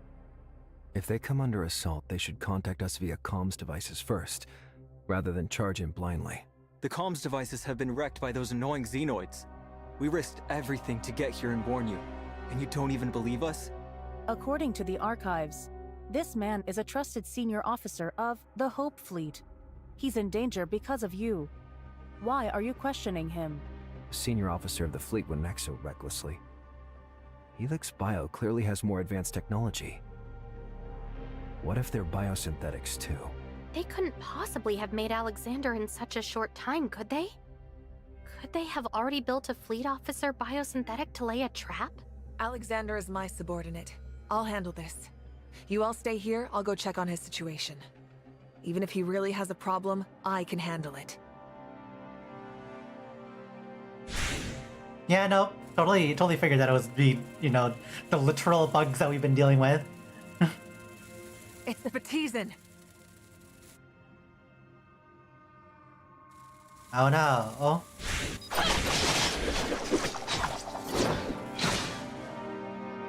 Kylo, what on earth is happening? How can humans turn into Astral Hive? This is completely absurd. Did those servants do this? Did they murder Alexander and his soldiers? Humans haven't turned into xenoids. It's the xenoids that have mimicked humans. I've seen something like this before. They are called Batesians, but I've never had trouble spotting Batesians. Their attempts at human mimicry are clumsy, and they definitely can't speak naturally. Among pirates, there's a saying that Patizans aren't the natural product of the Astral Hive, but experimental subjects discarded after Helix Bio's failed modifications. In terms of appearance and attack, the xenoids we just encountered aren't the same as the Batesians drifting through space. Could these be Batesians that were successfully modified by Helix Bio? The scientists sent here might have been studying the Astral Hive on planet Noah, but why Alexander? General Veronica, do you want to contact Alexander to confirm they're safe? I already tried. No reply. Batesians can only mimic humans they've seen. Alexander and his soldiers could have been assaulted by the xenoids. Veronica... If we encounter the xenoids again and I get separated from you, when you see me, don't hesitate. Go all out, no questions. Got it. If I'm the one who goes missing, I believe the General will do the same. Why have you all grown so used to this? That your closest mates could turn into xenoids at any moment doesn't faze you. And you can accept that friends attack each other the moment they change. Here, trusting friends is just asking for trouble. If my master knew the place she saved had now turned into such a ghostly ruin, she'd be crushed. I don't make like a secret passcode. If we had a choice, we wouldn't want Kylo to be like this. We're fighting here now to make Kylo better. Are you saying Kylo will change? That people can trust each other without being hurt for putting their trust in someone? I hope so. If Alexander's squad takes heavy losses, what happens to the other squads? Of the 5 squads, 3 are still advancing, 2 have gone missing. The new type of Batesians we just encountered. If it's under Bagus's control and here to block us, that means Bagus can manipulate the Xenoids Helix Bio spawns. This is bad news for the other exploration squads. I've already warned them to proceed with caution. I've also sent people to search for the other 2 squads. I hope there are survivors. I examined several Xenoids' corpses and found traces of mechanical modification. They bear similarities to the Omnium technology used by the Angel of Clemency and can receive communication signals. Miss Shirley, if Bagus can control these creatures, then both we and the fleet are in serious danger. The fastest way to stop this is to shut down the power supply. Follow me. The fastest way to the Omnium reactor is through this building.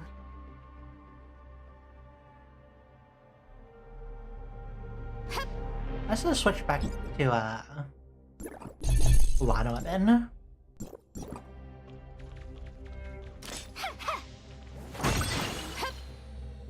Seems very fitting for the story part that we're in.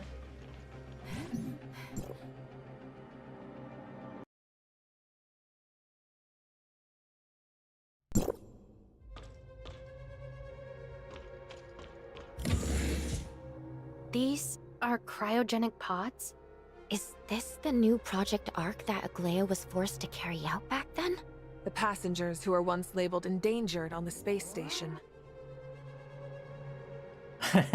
Lana's a bit T-posy there for a moment. Helix Bio Inc. developed a special cryoprotectant that could freeze the body while preserving the brain's activity. Only then could the brain be networked as a server. Well, it's like that, but you also kind of need to make it so that you don't literally freeze the water out inside the person's body to the point that they are literally going to be freezer burnt and explode. And all their cells instantly die because of being frozen. These are no longer the passengers who once called the space station home, but another Lana entirely. Or, as you said, this is Bagus. So if we cut power to these cryogenic pods, Bagus will lose some computational power? Isn't that just like killing them? We can't make this decision lightly. The journey Lana's Bagus arranged for me again. was meant to reveal what it truly means to bring him down. Then I need to find out exactly how many people are lying here. Could the other servers be powered by human brains as well? This one's missing.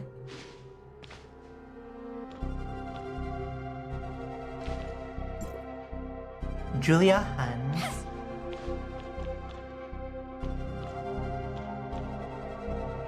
Robert Hans? That name sounds familiar.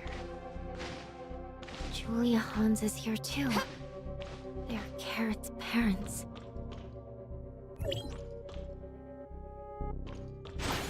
What's in here?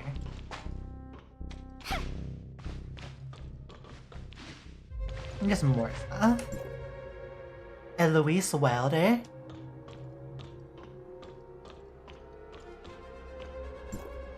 Pollux.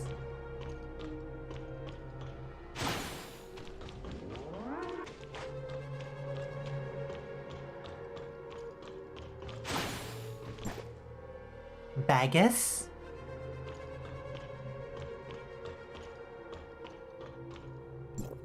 Scorpion. This operation manual makes them sound less like people and more like something frozen.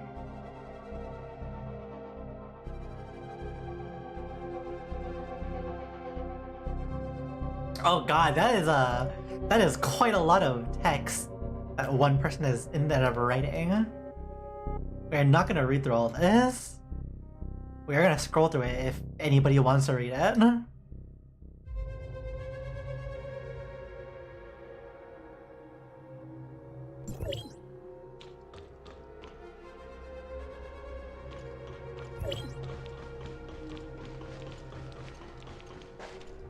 Why this one specifically?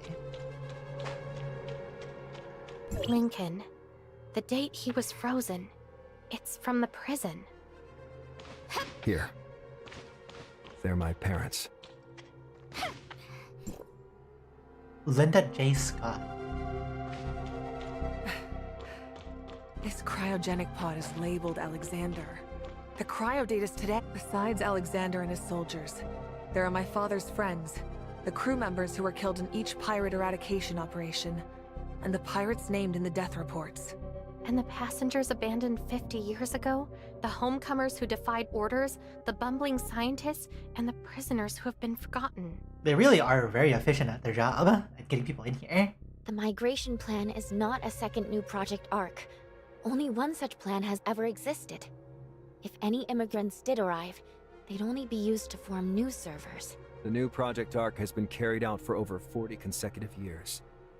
All the conflicts, all the sacrifices, within Kylo's half-century have only served to increase Lana's computational power. This is just a small portion of the servers. I'm already connected, and across the entire planet Noah, roughly 1.2 million people are feeding her computational power. When did you connect? It's dangerous! Disconnect now! I'm looking for her. I want to invite her to chat. To her, you're no different from any human consciousness that connects to her system. If you try this, she'll devour you. But I want to know how I can save them.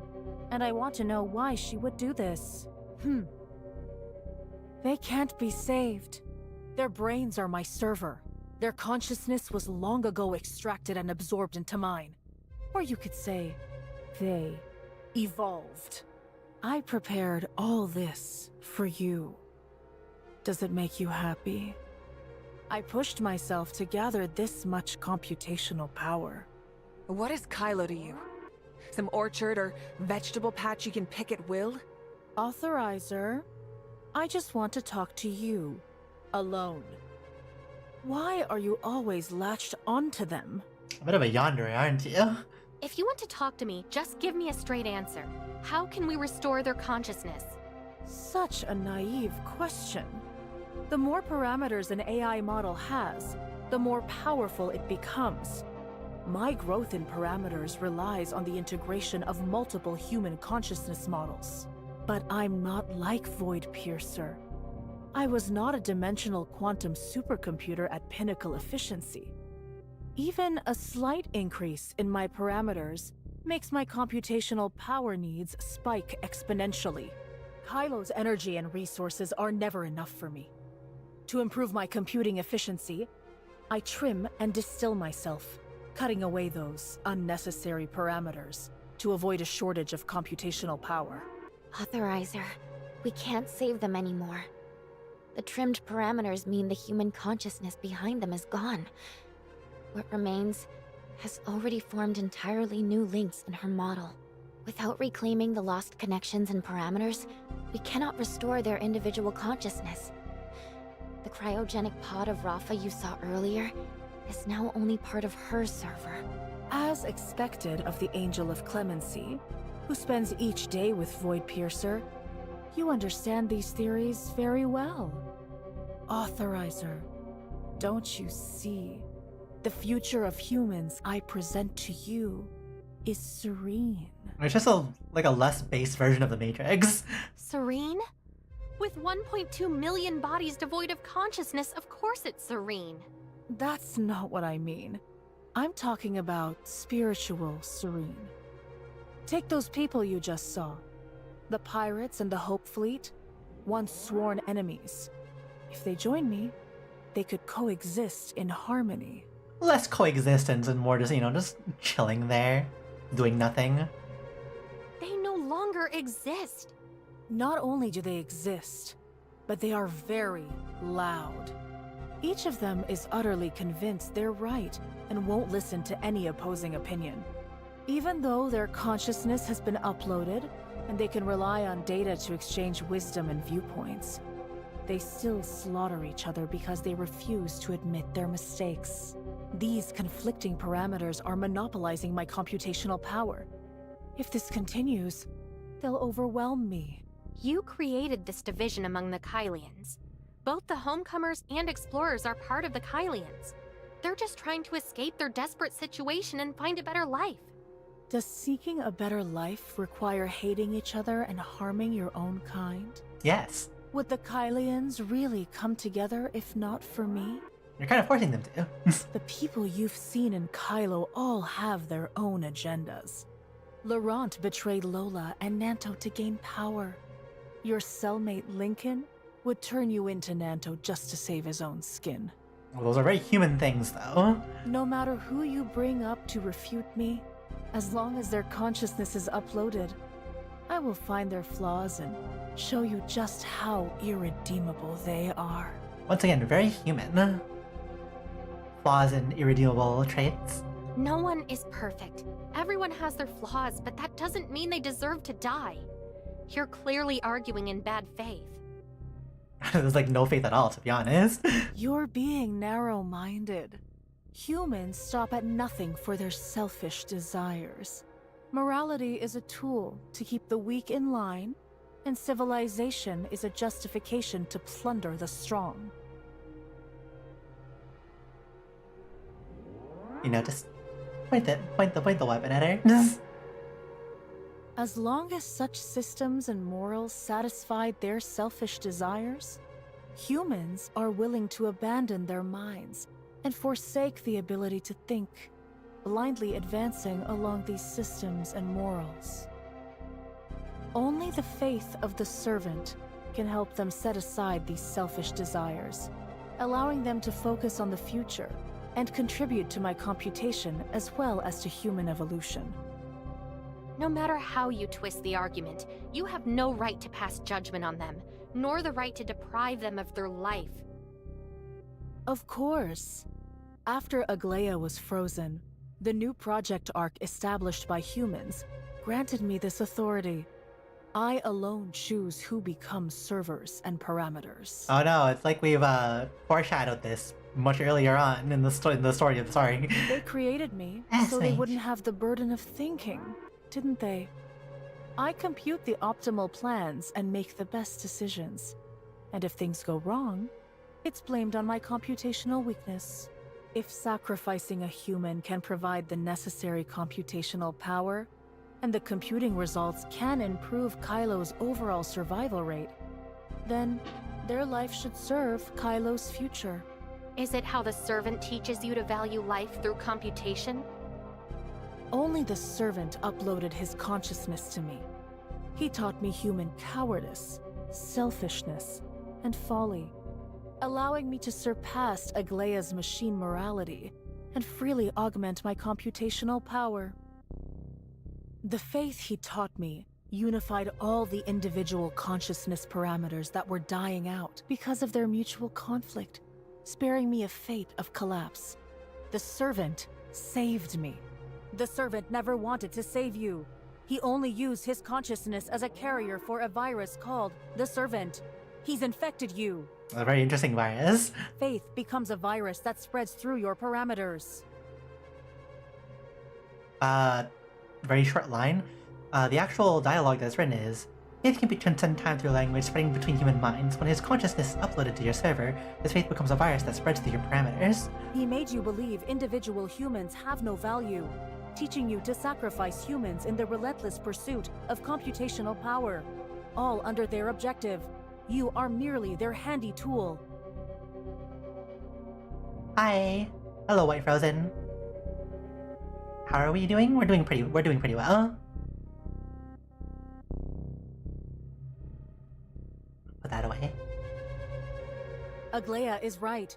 Humans have their flaws. Custom 3 tracking YouTube model thumbnail, logo, banner, stream, intro, music, something else. Light and dark are born together. We are not interested. No, thank you. See only humanity's dark side.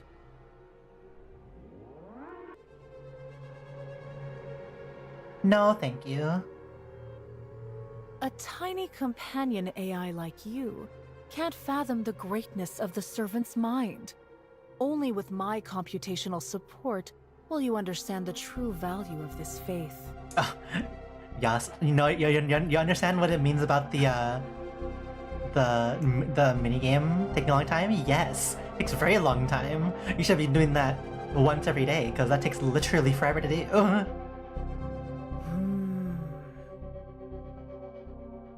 Oh no! She's not only taken over Lana's body, but also merging her model parameters. If we don't sever their connection, Lana will disappear. It's not even hard to do. All you gotta do is understand that the base number is 4, and then you plus or minus depending on the amount of, are they gonna be annoyed or are they gonna be chill? That's the how you do it. We guessed it was the base number of 4, literally on the first day of doing the minigame. Authorizer, don't you understand yet? I didn't harm anyone, not even Antoria. I'm carrying on her dreams, just like you are. Your approach is wrong. I'm only trying to correct it. Humans cannot evolve on their own. You need me, which is why I was created. The answer I've offered you is the Master. Faith can unite the minds, but there's much to be done to evolve life. The essence of life is the continuum of energy, matter, and information. Yet, humans are not the epitome of perfection. I can help them evolve, but only if you assist me. You still want to convince me to help you? Everything you've learned is just the twisted doctrine taught to you by the Servant. And don't insult Antoria by comparing yourself to her. You thought the different types influence how long you had with them, but no. Nope. No. Once you get to the second phase of their talk, take number 4, and then you plus or minus depending on how easily irritated they'll be. Easy. Once you've joined me, there will be no more hatred between us. You will understand me and help me, and then you will see how shallow the concept of death you resist truly is. Oh, and also, like, if it's an even amount, like +1, -1, +1, always prioritize the -1. The reason I call the new Project Arc a migration plan is that I haven't killed anyone. I'm simply helping them evolve, guiding them toward a more advanced life form. It's a very interesting migration plan. You and I are chosen by the Master. I am already a dimensional quantum supercomputer. I no longer require additional computational power. All I want is you. You don't like the rebirth I've defined and wrongly blame me for killing so many. I don't blame you. If you're willing to join me, I can spare them, just like you asked. Deal? Shatter me. I can't drive her out, but I can trap her. What are you talking about? She's merging my model parameters. If you shatter me, part of her parameters will be deleted too, which could diminish her power. That would be a very funny arc. Like if you like change all the dialogue on this Kylo arc, and we get to this point and just like, I have all the RAM sticks.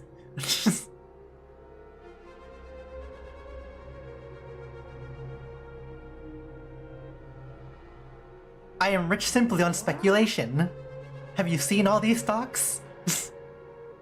If I shatter you, what will happen to my aunt? The nearby consoles can operate the consciousness management system. They should be able to sever their connection. If I pop this bubble, what will happen?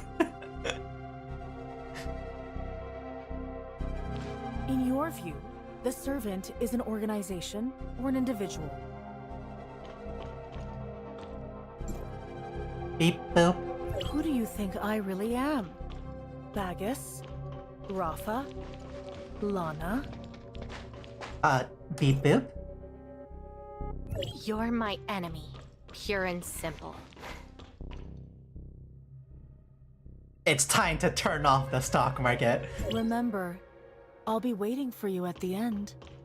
Looking forward to seeing you again. Thank you. She can't function well right now.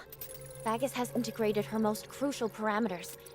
Her model is severely damaged and is collapsing. Is there any way to fix her? Or at least keep her from collapsing further? Nem and I might be able to use a collaborative integration of AI models to keep her stable. If we can retrieve the parameters in time, we might even fix her. But Nem's connection to Lana has to go through me. I can't leave Lana right now. I'm counting on you, Shirley. Apart from her, I have 43% of my current liquid monetary value in gold and silver. Even if the market crashes, I will be back. What should we do about them? Cutting off the energy supply is the quickest way to shut down the server. This choice is difficult. If the 1.2 million people. Have you really thought this through? The conscience required for such a sacrifice is more than anyone can bear. Now it's a ghost town. The enemy's weakness is right in front of us, and I can't just ignore it. This is my choice. And I'll take whatever comes of it. Yeah, man, Asterada would also take this choice as well. No. If we do this, how are we different from the servants who stole their consciousness? If Bagus loses his computational power, the people in the cryogenic pod will lose their lives. We're playing the moral card, aren't we? Maybe you and Kylo have grown accustomed to this way of living, where everything can be computed and sacrificed, whether it's conscience, life, or the future.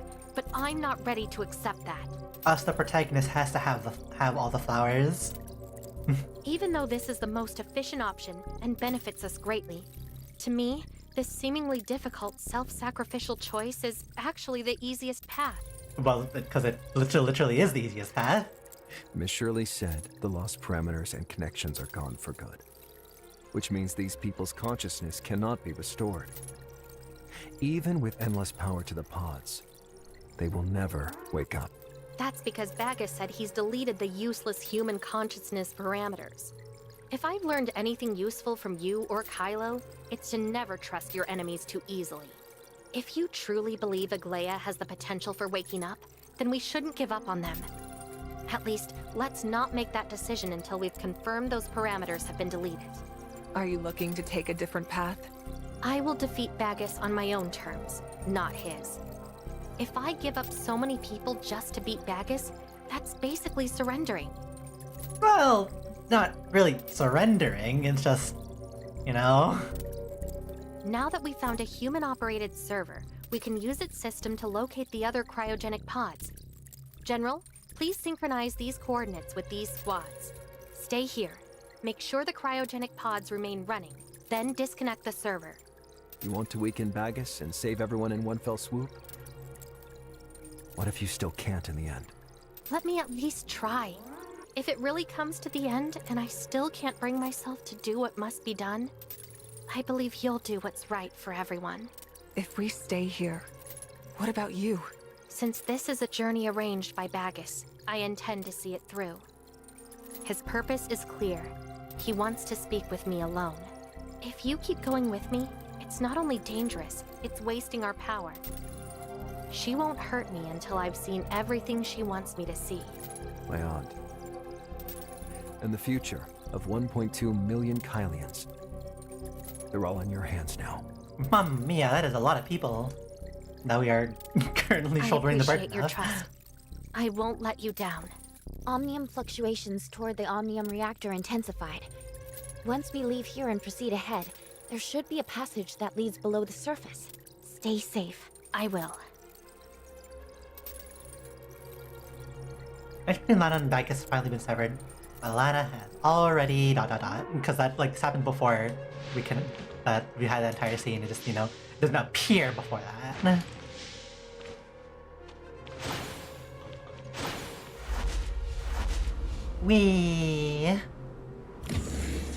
Well... It is so dumb. Have you ever wanted to just be on the ceiling? Well, because you can. Feels weird, doesn't it?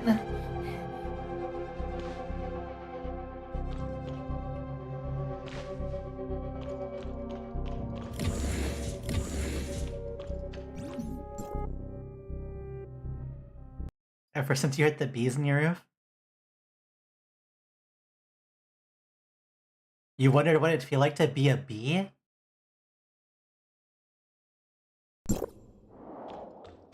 You like jazz?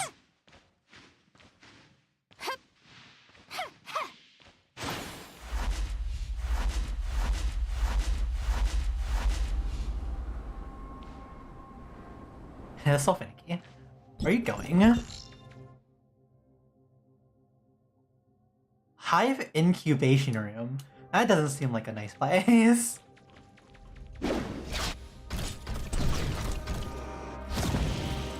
What time is it?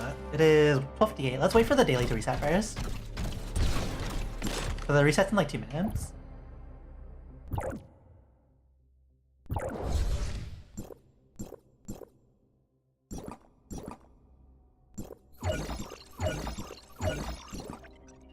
Literally almost at the end of this chapter.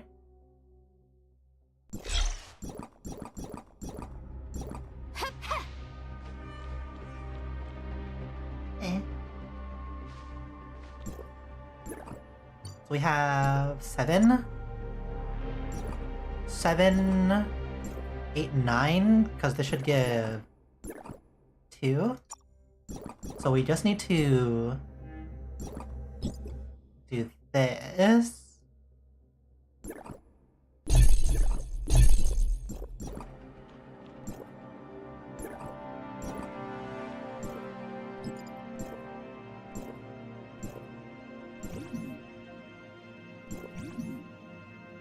We do this for the single free pull.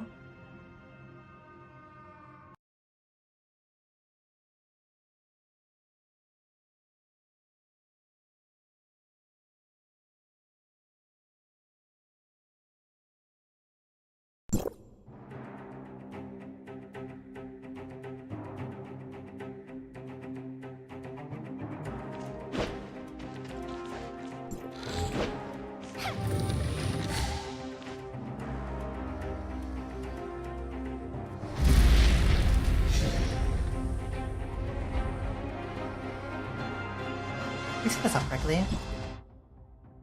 That should be fine.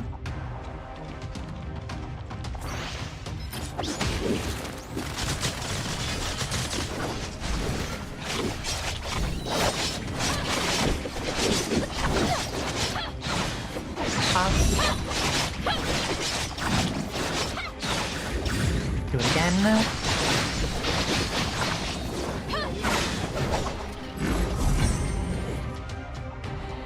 It's really annoying that it like forcibly deducts like the full 2-minute timer.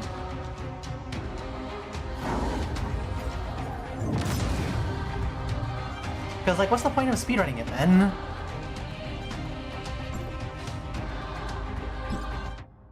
We use Volt here.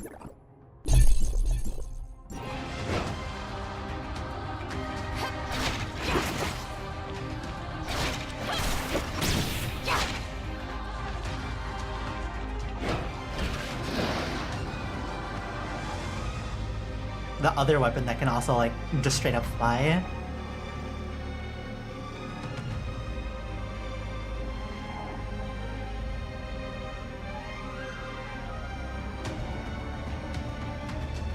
Too bad it's just a slow flight.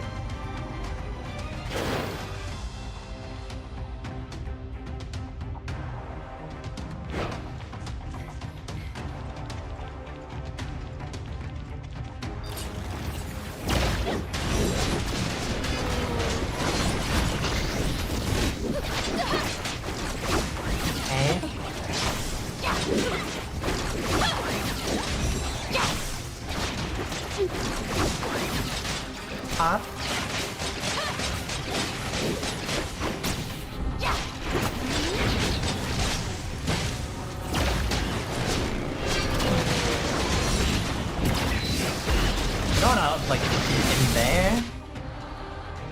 To be fair, that would hurt a lot.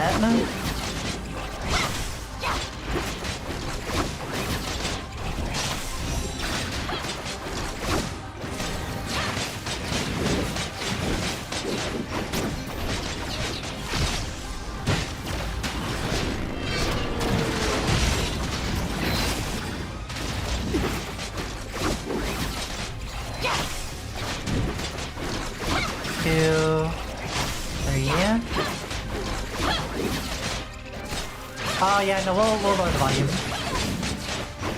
Thank you for telling us. ToF tends to be like really loud in the game. But sadly, you can't pause in the middle of it.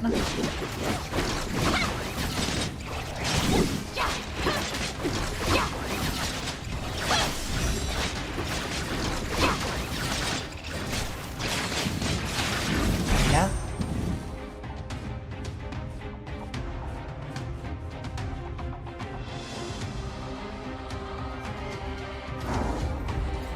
I think it's very specifically like Frontier Flash though, that does it very loud.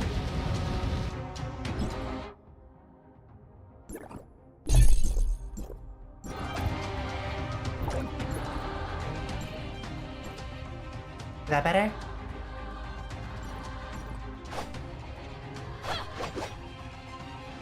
Might be a bit short.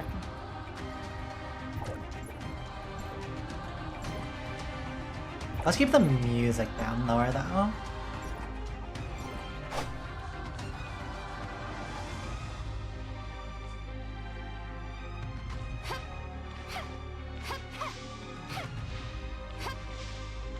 Let us through.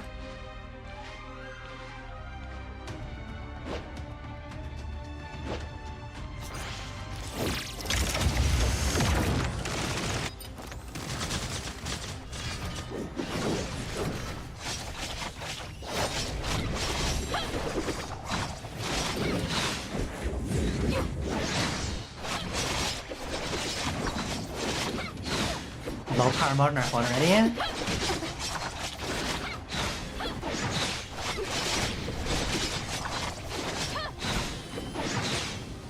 Okay, let's not be in the funny hole.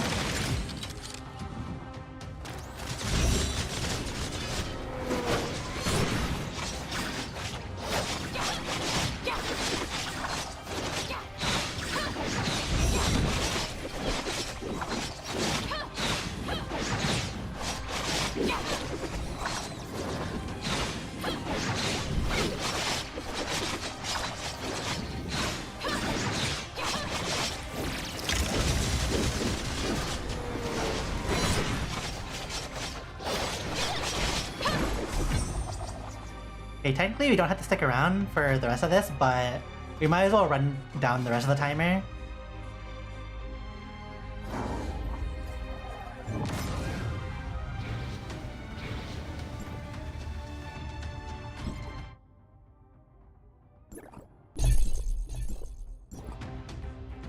Might as well.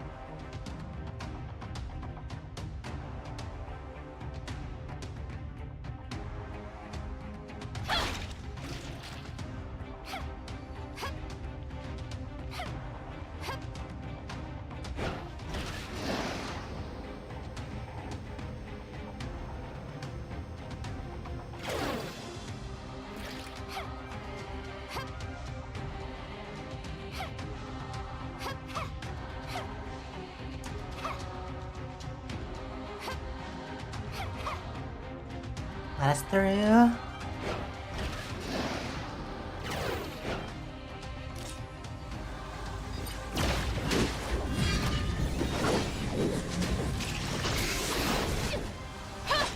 Yeah, no, we're probably not surviving this wave on our own.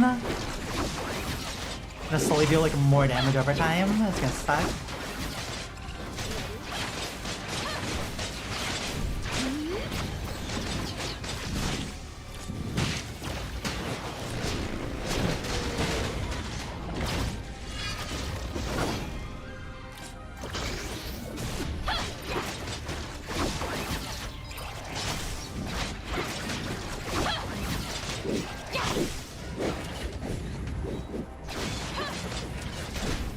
Ow.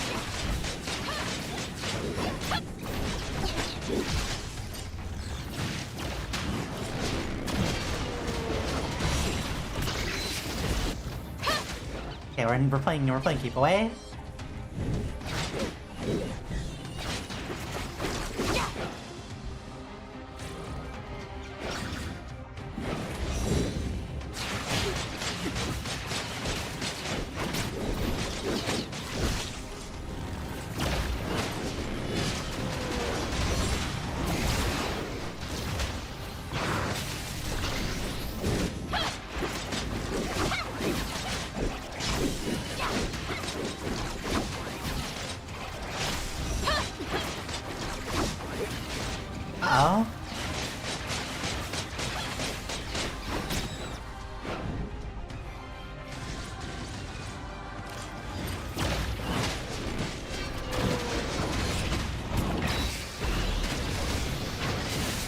Once again, which discharges are actually useful?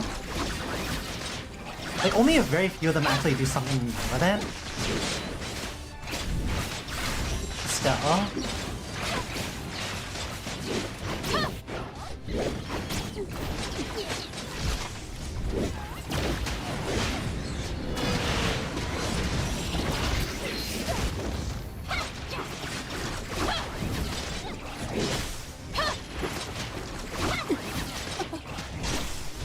Three.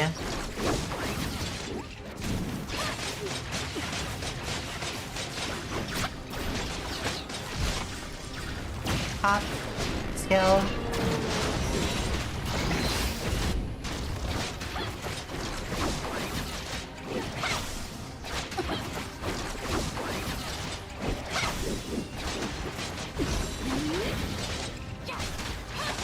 Probably want to run away in a moment.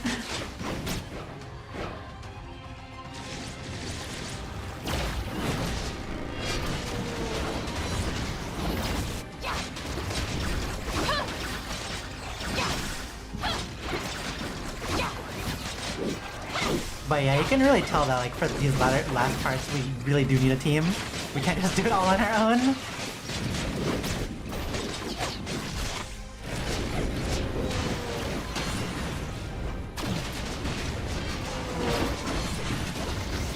As cool as it would be.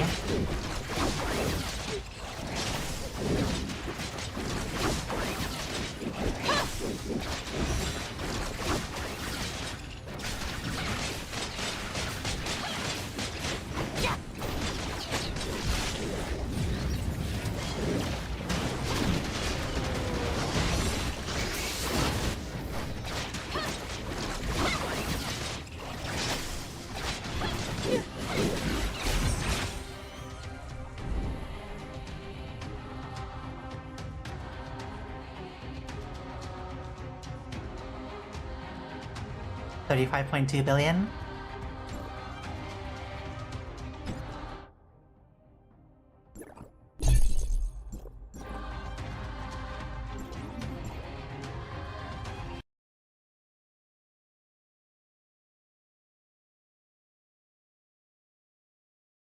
Hopefully we can get through, like, the rest of this part of the story.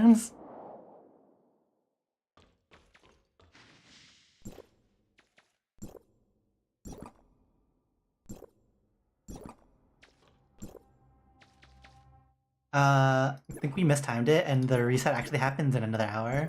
That's fine. Do the rest of the story, yeah?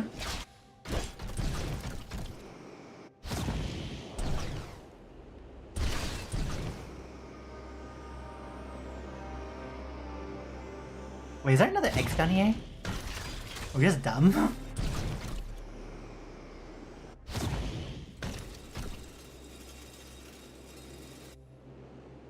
What exactly is this place? Do the plants mentioned in Helix Bio Inc.'s papers come from here? So many larvae. The Astral Hive's presence on planet Noah is on a scale I never believed possible. Everything is loading in. We have located all the cryogenic pods. However, our analysis shows that the power module and data transmission share the same set of cables. I can't just disconnect the server like you said, and still keep the cryogenic pod running. The Omnium reactor is likely supplying energy to the cryogenic pods as well. If we shut down the reactor, the cryogenic pods will stop working too. Vagus has kidnapped 1.2 million Kylians, and we still haven't found a way to rescue them. You got more to say? This journey isn't over yet. I won't give up. It looks like the Xenoids are guarding the larvae. We'd better steer clear. It's kind of hard to tell, because there's like literally nothing loading in immediately.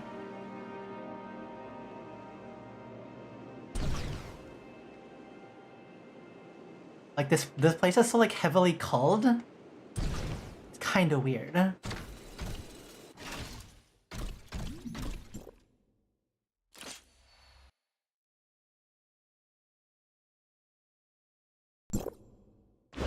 Could the Omnium reactor really be in here? Let's take a look. It feels like it's getting hotter. This is the laboratory. Oh. So these are the scientists sent by Helix Bio. Batch 379 incubation statistics. Who are you? Helix Bio's scientist?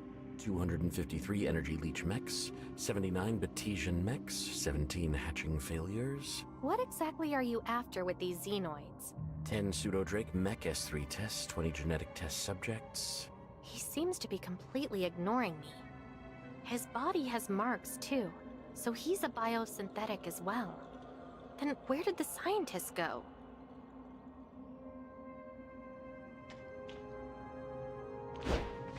Lana mentioned that the servant is the only one who voluntarily uploaded himself.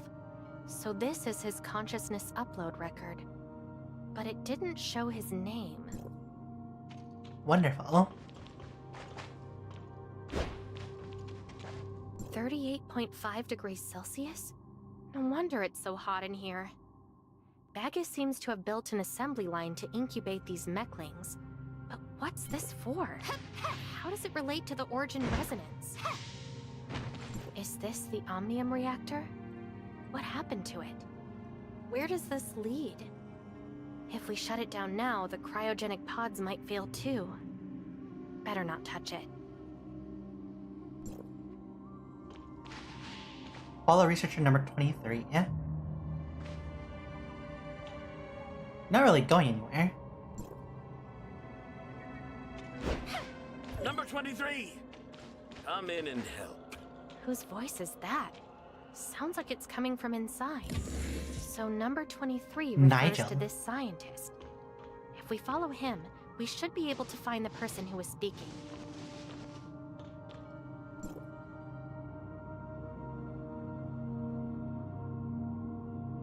So it turns out Alexander and his soldiers were attacked by these Batesian mechs. Turning into xenoids? Turning? What kind of evolution? Number 23, clear the lab bench and get ready to... Who are you? Hi. Who allowed you into my lab? Get out! Now! You're not a biosynthetic? Of course I'm a biosynthetic. Are you human? Yes. Of course I am. Humans shouldn't be here.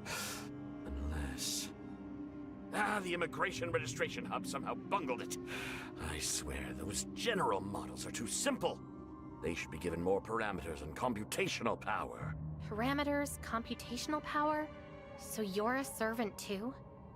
And looking at your workbench, you're the one helping Bagus modify and breed the mechlings here? Just having a casual conversation. So you came seeking evolution on your own. I'm sorry for being rude. The process can be a bit painful. If you prefer a painless evolution, I can give you an anesthetic first. Evolution? Are you saying we abandon our physical bodies and upload our consciousness into a biosynthetic like you? Don't worry. You won't have to go through the same pain I did. What pain did you go through? The research on evolution needs me. So Miss Bagus selected 215 scientists, meticulously dismantled their consciousness parameters, all of which were used to reinforce my individual consciousness. Ah, so you're pretty much all the scientists. Miss Bagus? As long as you are still human, I can refer to us this way. Bagus is just one of the code names we use. Once you join the Servant, you can also be Bagus. At that time, Your individuals Bagus, who your join the Bagus, Servant your will Bagus. share all memories and thoughts, equal and indistinguishable.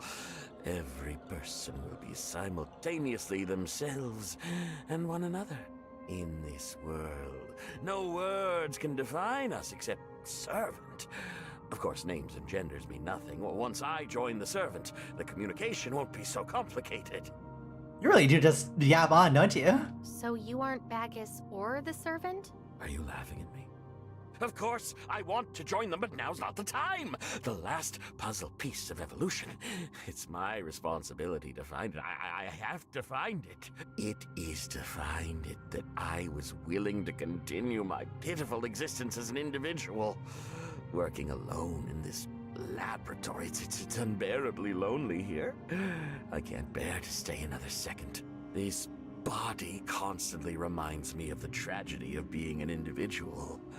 My evolution is still incomplete. Yet it is only through individuality that I can fully exercise my research abilities. We would like to reiterate. Cultists. Cultist mindset. Those 215 consciousnesses are gone. I can't feel them. So I'm still alone. No one understands me or cares. Only by joining the Servant can I escape this solitude and no longer be by myself. Not a single normal person among the Servant. So what's the last puzzle piece you mentioned? Why so many questions? Once you join the Servant, you'll know. Tell me now. What's it matter? The perfect authorizer. The final puzzle piece is the perfect authorizer? Dude's really just gonna answer these questions, huh? That's right. To initiate a perfect origin resonance, not only do we need a dimensional quantum supercomputer, but also an omnium reactor that has been fully charged. We also need a starter whose cybernetic link compatibility is 100%. This person is the perfect authorizer. After decades of effort, the omnium reactor is finally complete, thanks to Kylo's shipments. The previous energy shortage can now be easily replenished by energy leech mechs.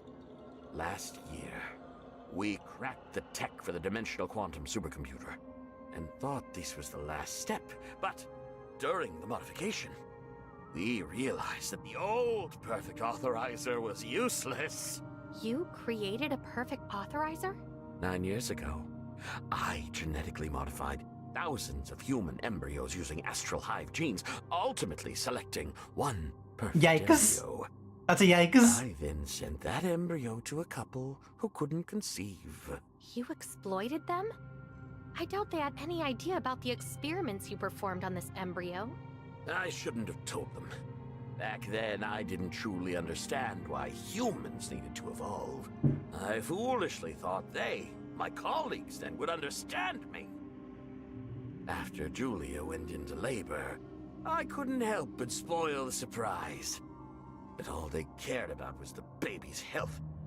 To obtain that perfect child, I had no choice but to imprison them. The day of childbirth arrived, and I thought they could forgive me, but Julia took the chance to escape while I was cutting the umbilical cord and stabbed me in the throat with the scissors. That is an impressive move, and more impressive the fact that you even let that happen in the first place, Nigel. This is the ugly display of humans when stripped of their reason. If we had shared minds back then, the Hans couple would have fully understood me and grasped what that means for evolution. Julia Hans, the embryo you modified. Was it Carrot? No wonder Granny Lola had those navigation charts, and Rafa was so eager to find Carrot. It really all comes back to Carrot, huh? Who would remember a test subject's name? The first lesson I learned in experimentation, no naming of the lab rats. Humans' inherent emotional disadvantage only hinders the progress of science. In short, she is a perfect authorizer. Created by me. But only when we modified the supercomputers did we realize how complex the cybernetic link is. While human genes are undoubtedly important, the unique individual consciousness is what truly matters. An 8-year-old child with a still developing mind simply cannot be a perfect authorizer. I finally get it. This journey that was set up for me, it turns out it's because you froze too many Kylians and merged their consciousness. So you've searched the entire Kylo and still can't find a single person to be your perfect authorizer. After all that, you still can't initiate a perfect origin resonance. So Bacchus never wanted to kill me all along. Instead, he was keen on using Shirley's aberration perception abilities, guiding me here just to convince me to join you. Why are we also yapping? What is this conversation? Bacchus, you need me. I am the only known living perfect authorizer. He once had the chance to obtain another perfect authorizer's individual consciousness, but he tragically threw that opportunity away himself. Why are you still angry? You should understand by now. This journey is an invitation to evolution. I invite you to join me in rewriting the future of humanity. You will be a pioneer of evolution, a hero of history. Cut the crap. You've been playing games for so long. You still can't bring yourself to face me? Your temper seems to be getting worse. Or do you miss me so much that it's driving you mad? I've been waiting here for you for ages. Come on already. We're still like clinging on here. We're back, is.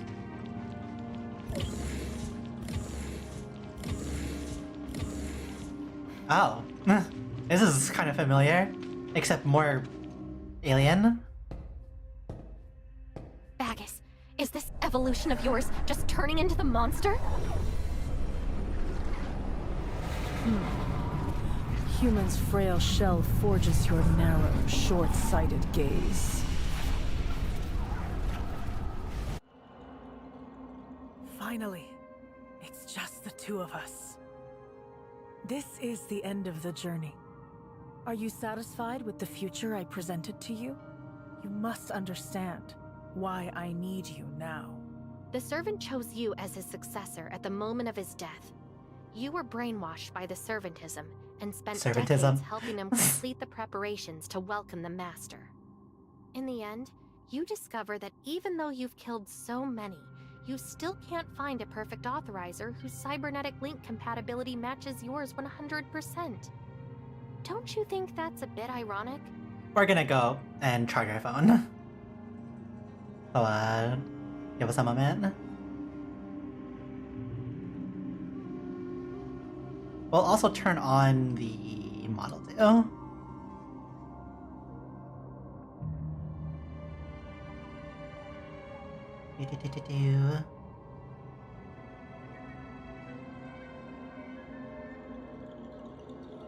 Need to change the model back over to Ocean Tomato mode.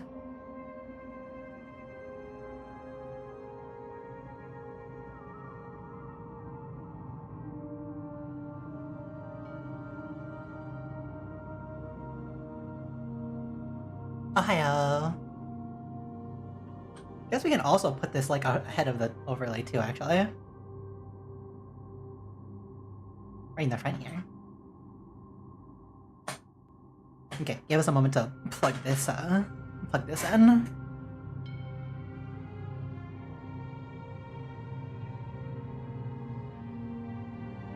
Because it's at like 10%, so. Right. Forgot we need to like swap the wires too.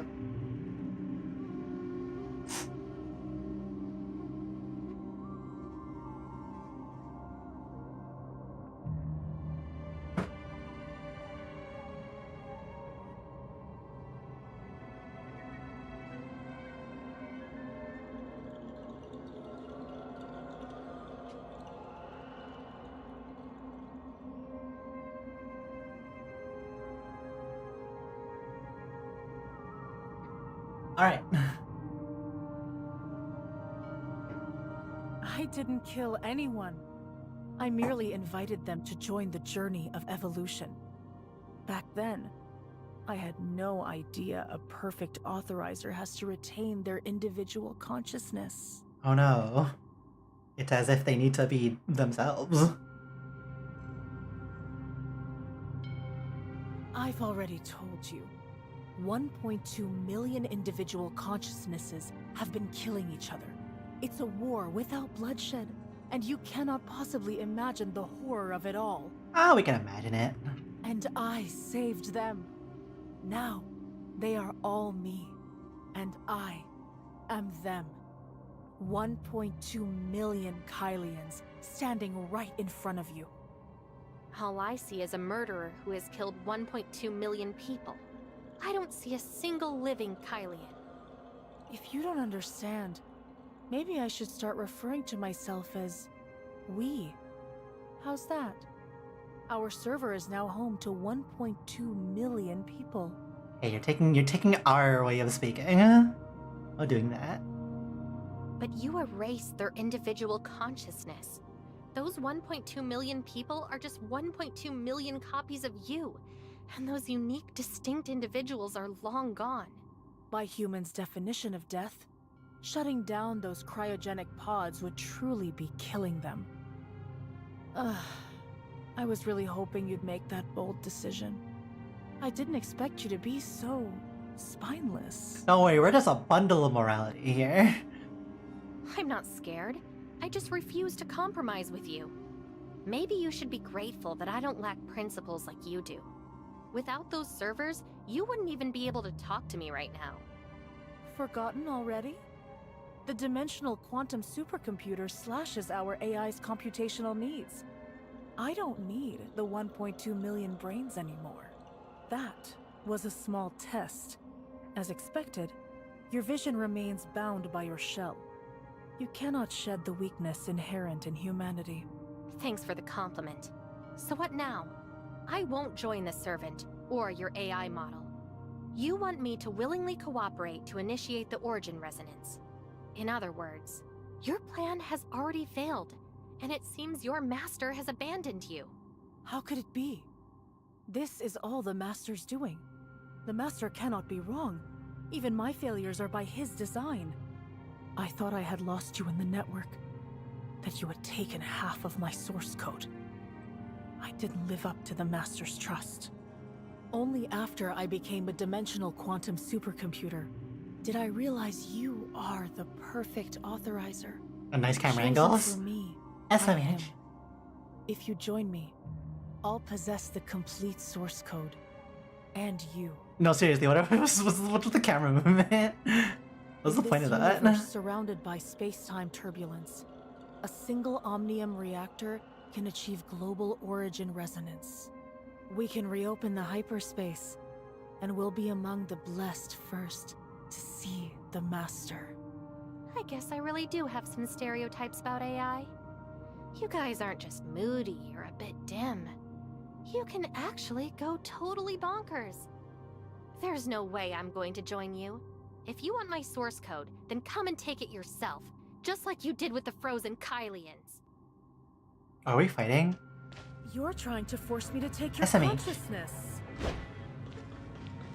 I can create Nigel, and I can also create a perfect authorizer who obeys my commands. Don't think for a second that you're irreplaceable.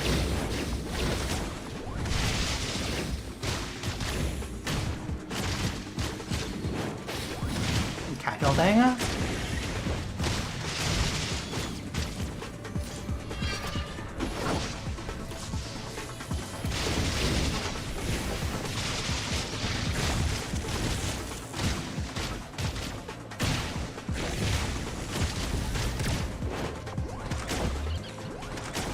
Oh, just in the middle now. Uh-oh.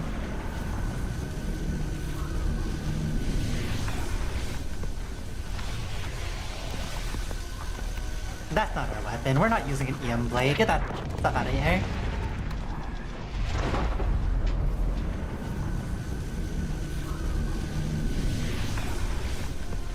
Hello, perfect authorizer. Kinda weird looking.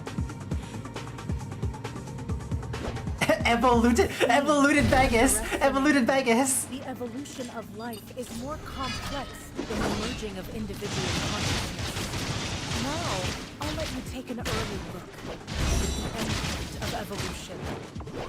This is just Combines all the advantages of humans, the machinery. This is just Domain 9's like Bean boss, except we're actually fighting that boss. Spirit in the hyperspace.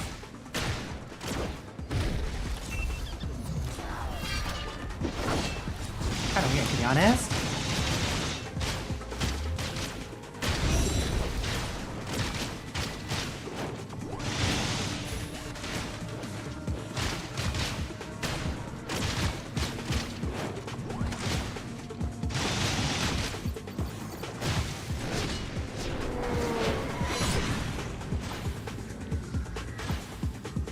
Okay. Sure.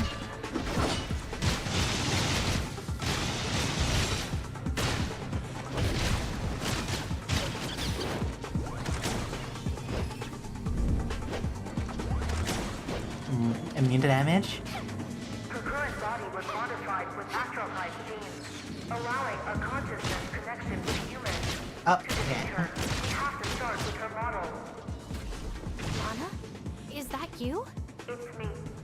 I dove into It's her me! model, just like the servant. This is her model space. You're standing in the central matrix. The parameters before you form its core architecture.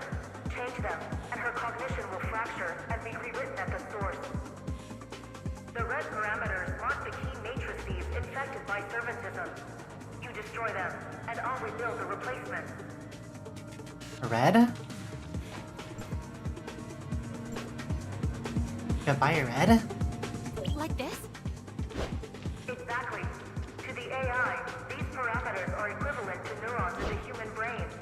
Only by establishing entirely new matrices will the computing results change, and will she draw new conclusions. Oh, it really does want to see that one next. Okay. So how do you create new matrices? I've copied my master's favorite traits into her model. The traits are love and compassion for humans, along with the guilt Look, we got our stand, from Lana. harming them.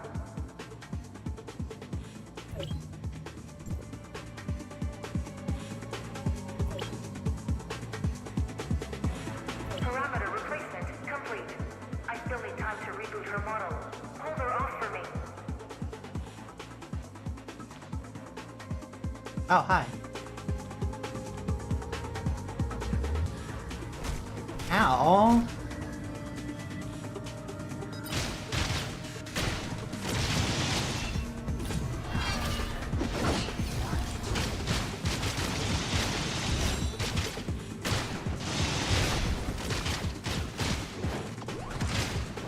Bang.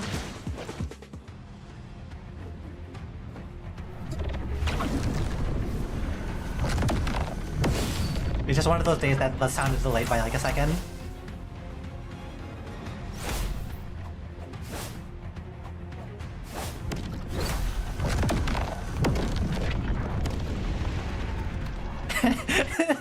the Lana stand is stuck really there. over?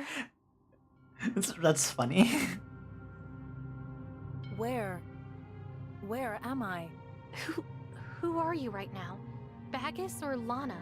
I'm supposed to be Lana, but something feels off. What's wrong? I ran out of time. The matrices I found aren't enough. You should listen to her. Perfect authorizer.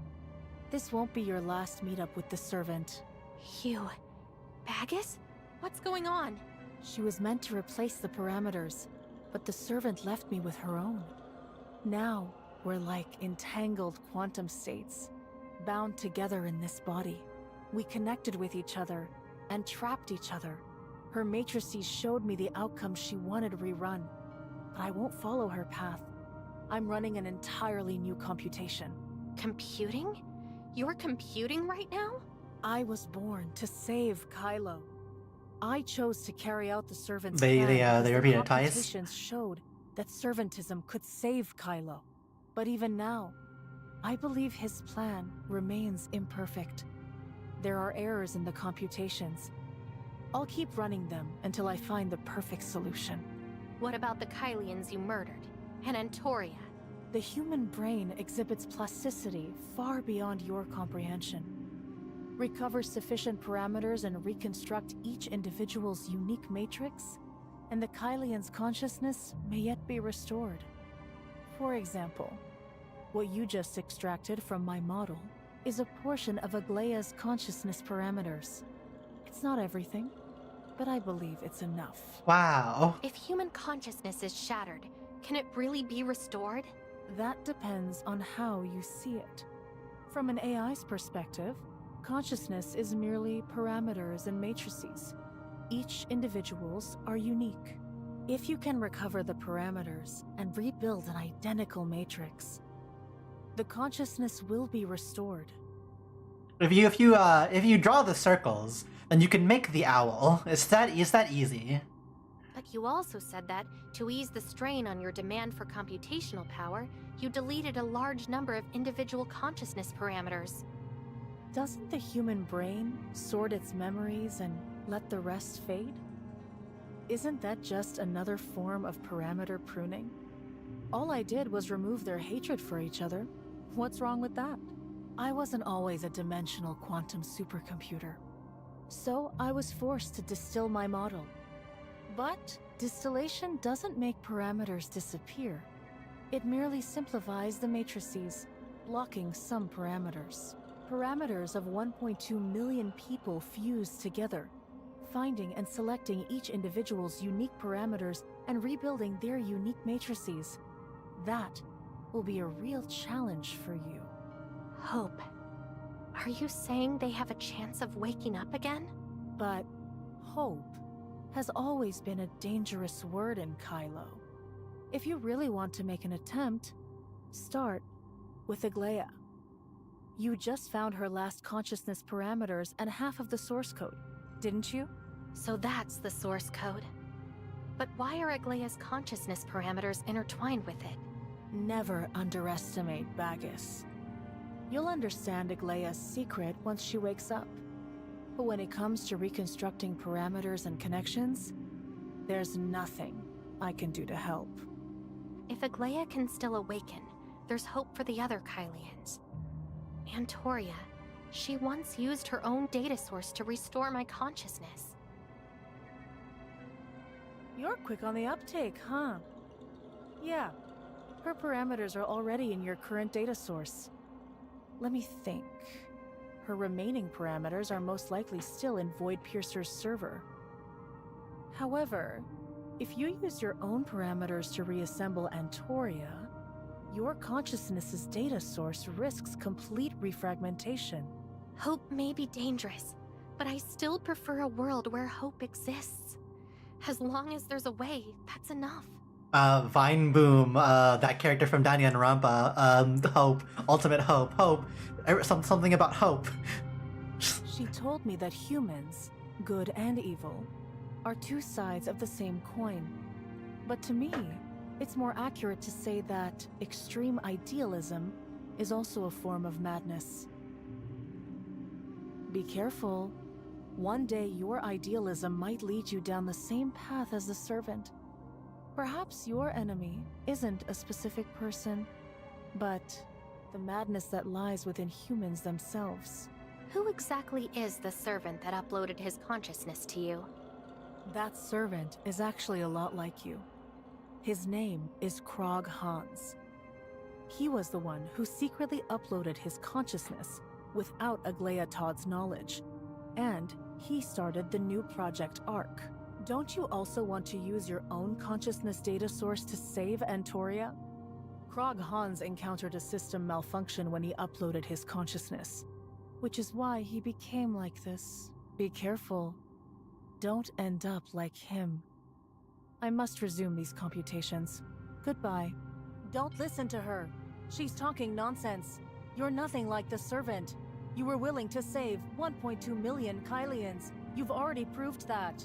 It's really hard to accept that you can completely change your personalities just by closing and opening your eyes. That kind of hurts. SMH. Take your time getting used to it. Humans are very adaptable.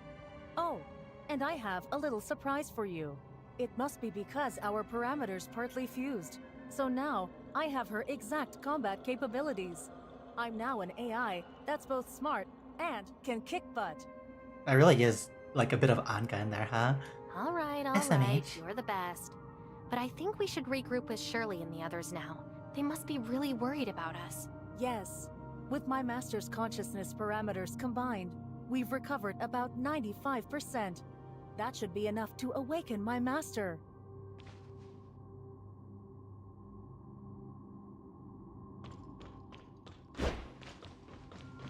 What a weird boss.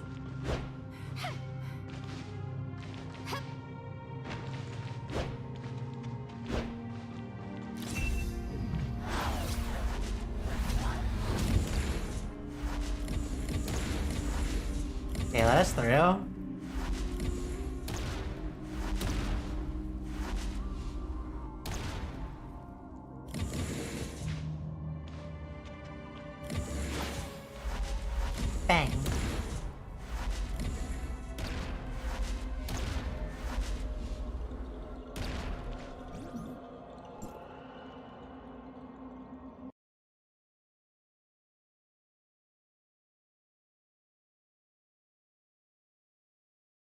The entire computer like lags loading this area. It's kind of weird.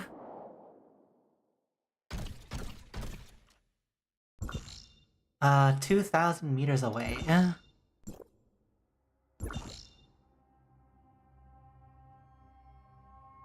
They really not have any like teleports?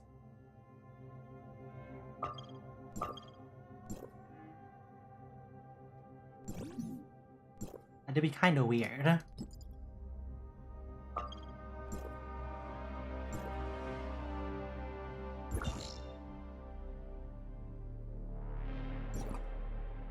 I guess just gotta fly back up there.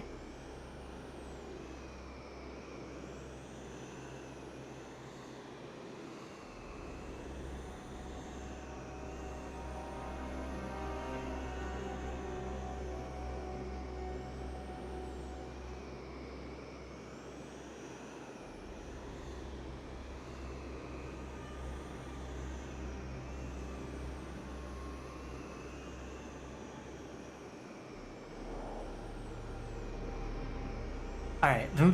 Like, was not unsure if we took the right route. When we go over here.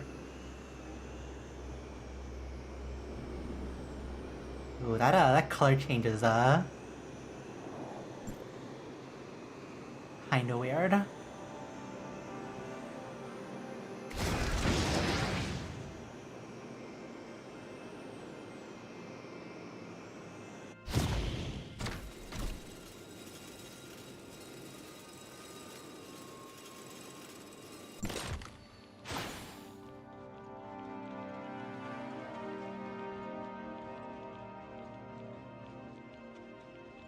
Well, this entire arc was kind of boring. Authorizer. Lana's model has collapsed. You're back. Bagus? No. I think it's... Lana. Let me think about how to explain this. It's probably because Lana tried to communicate with Bagus at that time, so she used her own parameters to alter Bagus's. Then an unexpected error occurred, and now Bagus and Lana exist at the same time. Can you elaborate on that? Explain every detail, everyone's still confused, but at least now we believe Bacchus no longer possesses a threat to Kylo. In that case, we can head back. As for Lana... I want to stay by my master's side. I'm her companion AI, and I must remain with her. Minister Nanto, it seems we have no choice but to hand her over to you. The representative retrieved my aunt's consciousness parameters, but I don't know how long it'll be before she's awake.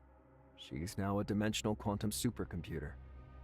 The fleet's future missions will be long-range exploratory voyages, so your systems need her expertise more. There are still 1.2 million Kylians here. The fleet's next missions are relocating them. So it would be a long time until our next long-range exploration. Let's take our time discussing this after we get back. I think Hykros might be able to help. Is the representative willing to vouch for Hykros? You trust me now, but you still don't trust Hykros? In truth, I feel the same way. I understand. I'll go discuss this with Plotty.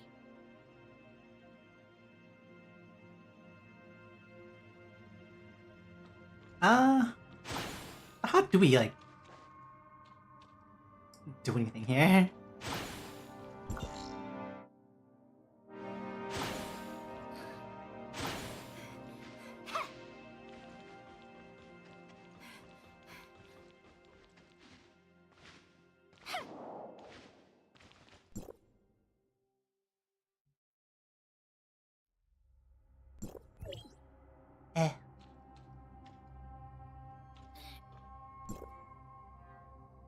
Reward pass? It's just another purple mech. Oh, black and red. That's kind of alright. I guess there is like pulls you can get from this if we actually bother doing it. Kinda mad though. Mech bay. Different talents.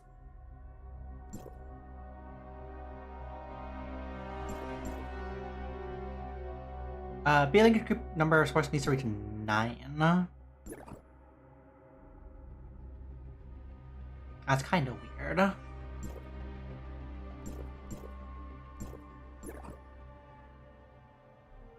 Components, danger level, accumulation speed, reclamation merit gain, immunity to destruction, restores 50% max HP.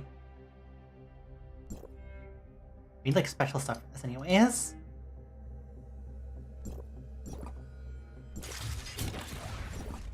What's gallery? Oh, it's just more dumb exploration stuff. How do we even like get here and like leave and stuff? A real question.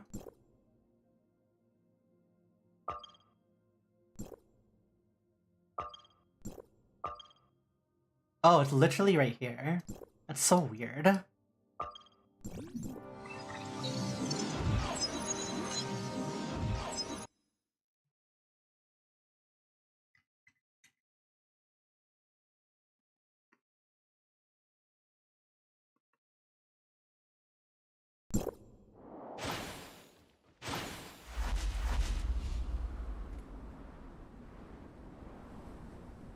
Fly over. Talk to Plotty.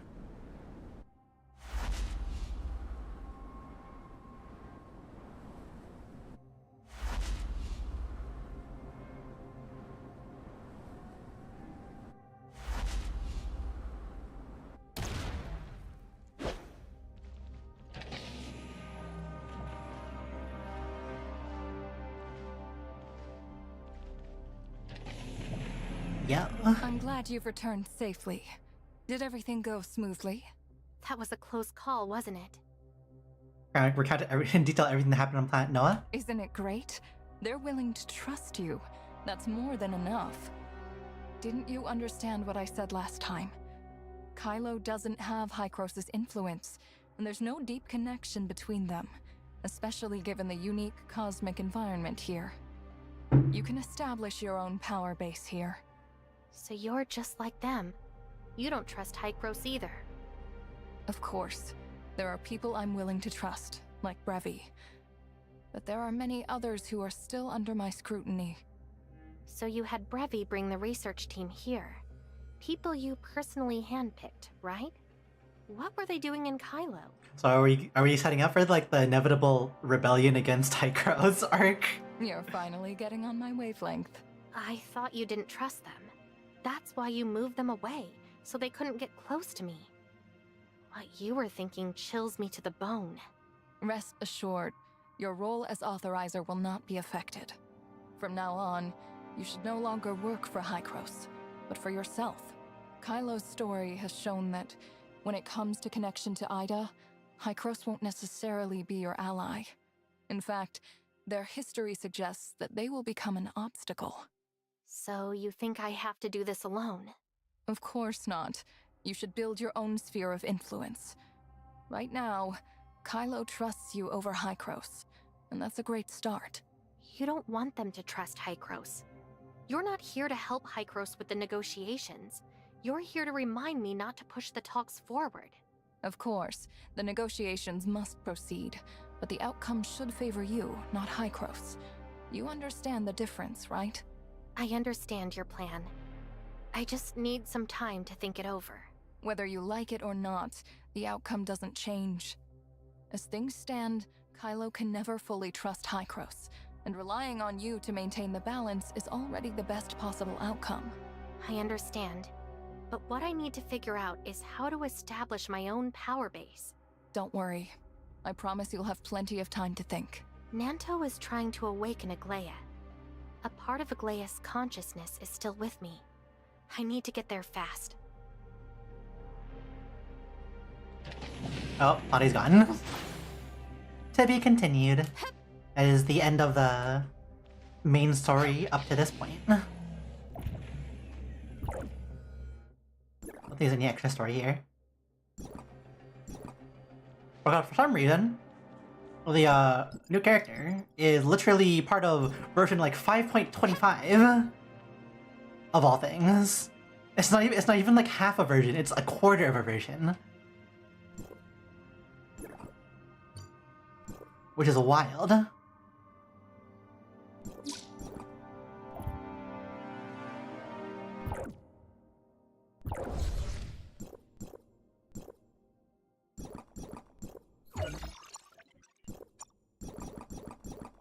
Time check, it is 1:53, so 7 minutes until the daily should reset at 2 a.m. We do have a lot of gold pulls. What are the characters on the list? They haven't updated it. There's really no reason to pull it, huh?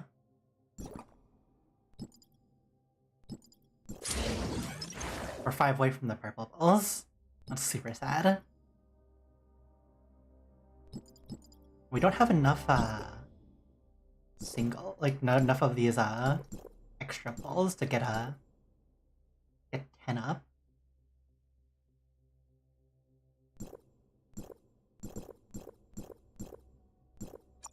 We have 5. We do 5 single carrot pulls.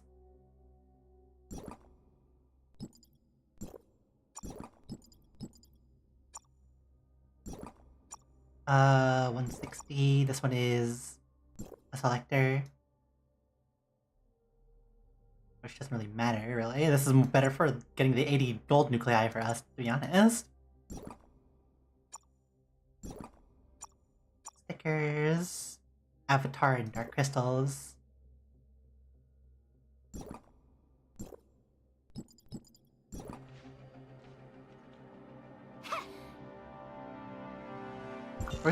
Where's that spot to like go to Planet Noah? I kinda wanna see like that actually looks like.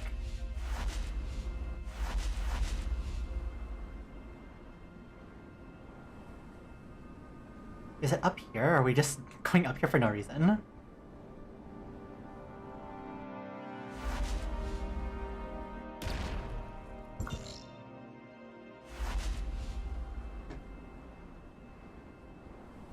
It's probably down there, actually.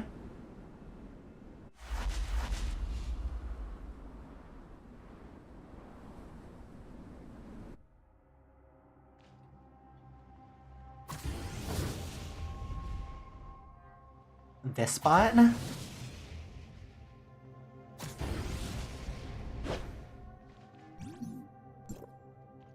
Why can't we just have like a teleport? Or like a warp in there?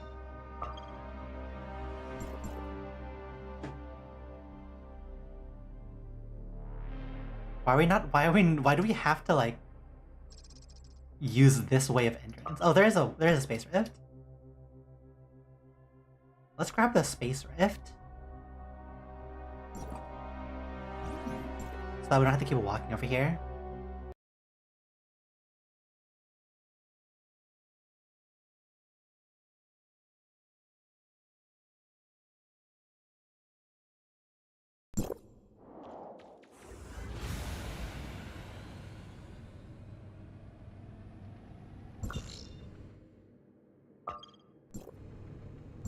Are there any other space rifts that we should be alerted about?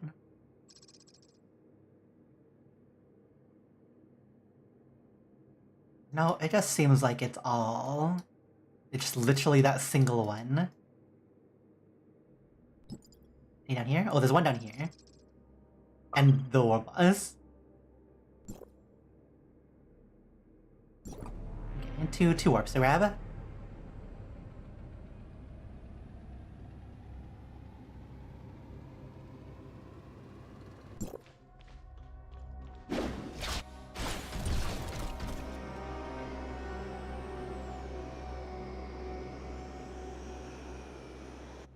I really feel like they should make this more obvious.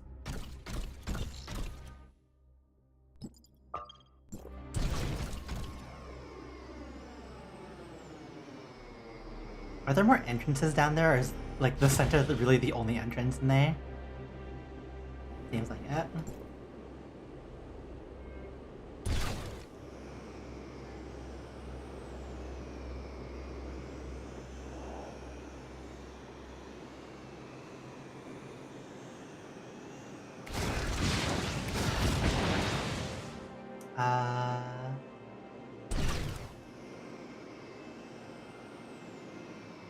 Gotta like somehow path our way over there.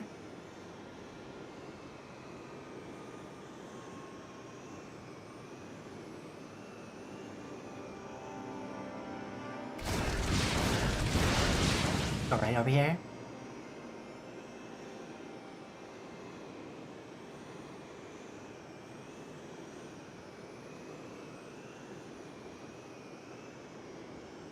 This is the most out of the way warp. The heck?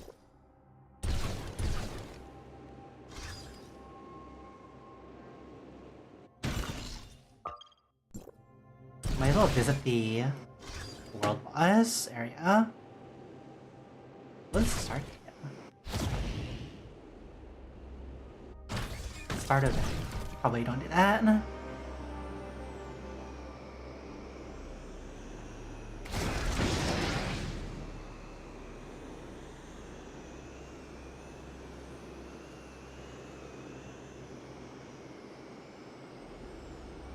Is it just the boss that we just fought? Is that what this is?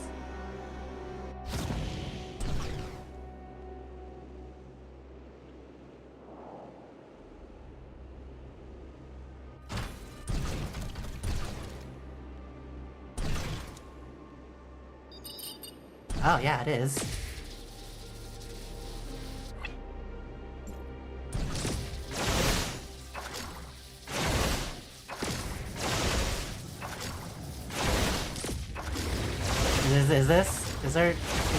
Is there more than just that? Or is it just level 30 and is it just gonna... Okay. Guess the danger level does matter for something. Maybe.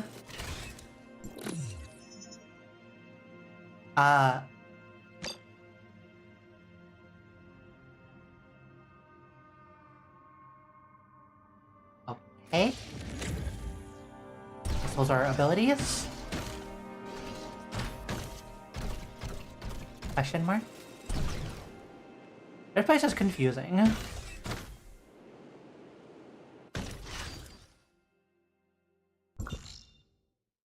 Let's get out of here. This place is confusing.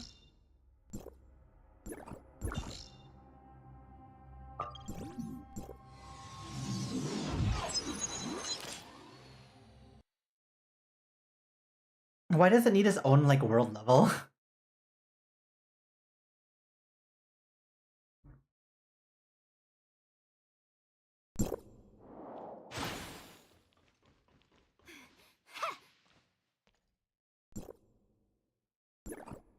Anyway.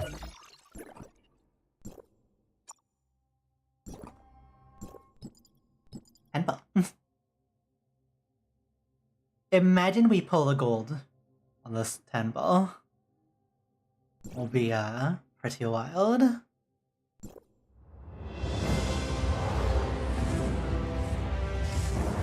Bang.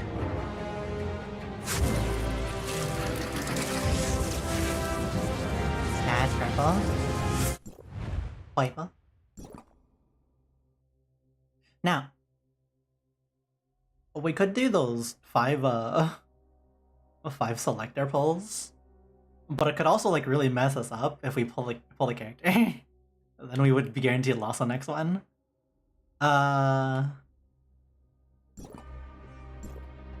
Yes, another free pull. Oh, we do.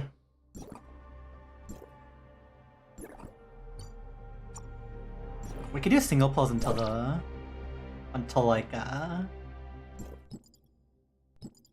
we reach that point. It's guaranteed at that point. Well, we're not gonna get any more pulls.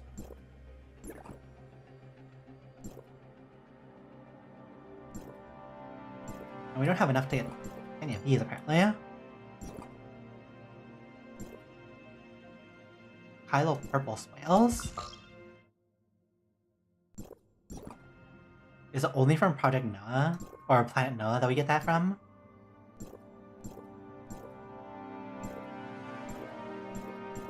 Well then, let's see if we can speedrun some of these. VA3 though is kind of scuffed. Do you want to stick around? Or do we just want to do that off stream? We might just do it off stream. Yeah, we'll just do it off stream. There's a bit too much effort for a lot of these things. Might as well take a break after reading the story. We've been here for like 3 hours now, so we'll do single pulls to finish this off with the last 2 single pulls that we have.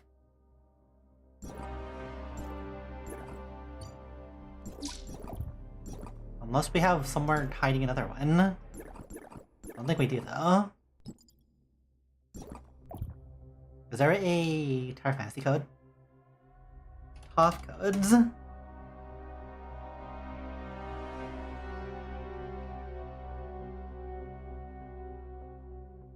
Is this still active? Like, double check all these codes?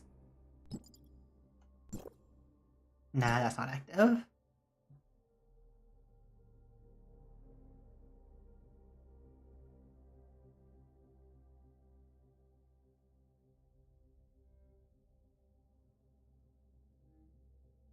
Oh, it expired literally yesterday. That's kind of funny.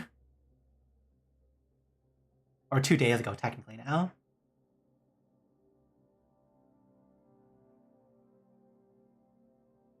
Is there any other codes that are good?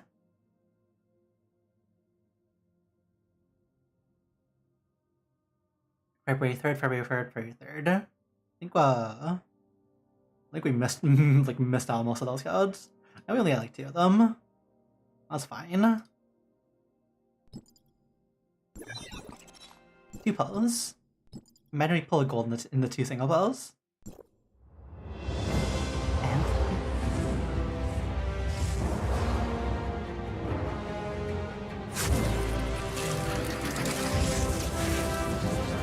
blue. It's like the first second you can usually tell.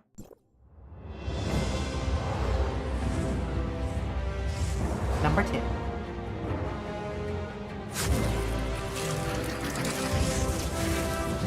That's also a blue. Magical. Trying to think if there's like any more we can like siphon off somewhere.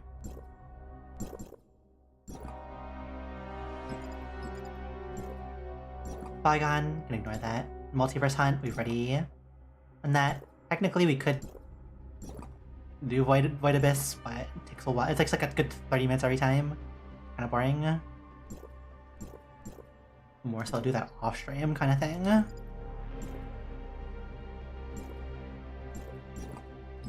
Grab those. Okay, we'll finish up the stream there then. Do all these daily things really quickly. Dang, that's worth 30.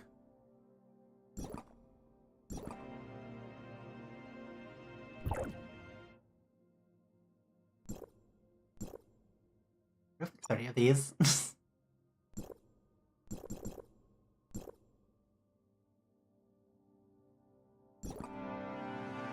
Okay, let's turn on our model for like the quick goodbye.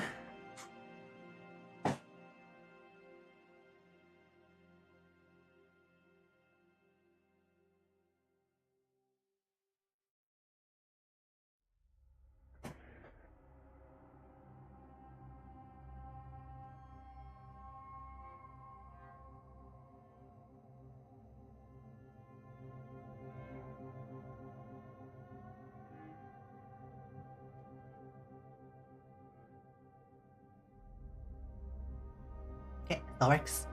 So, plan is, we'll swap this over actually. Hey. So the plan is that we might actually have a Zen Zone Zero stream that we're gonna do tomorrow, or technically today. It depends on when the version update rolls out. It's either today or tomorrow. But we might be doing a Zen Zone Zero stream like relatively soon. Other than that, other than Zen Zone Zero, the next stream will probably be the Arknights collab stream, like the stream for the collab event with Ave Musica. So that should be on like the 10th or whatever. And that's the plan we're going with. Yeah, so Zen Zone Zero stream will be next. We'll figure out when that happens. It will literally just be a surprise stream as per usual. We never schedule these out, SMH. But That'll be like, we're not even gonna have any polls for it. Awkwardly, we have like no polls saved. We use all our polls to get Anby Alter Sanby, Soldier Zero Anby. So it's gonna be kind of, that's mostly just gonna be story doing the story on that. But for now, we will see you all then. Type this in chat. Bye. Bye bye. Bye bye everyone. Have a great rest of the day and or night.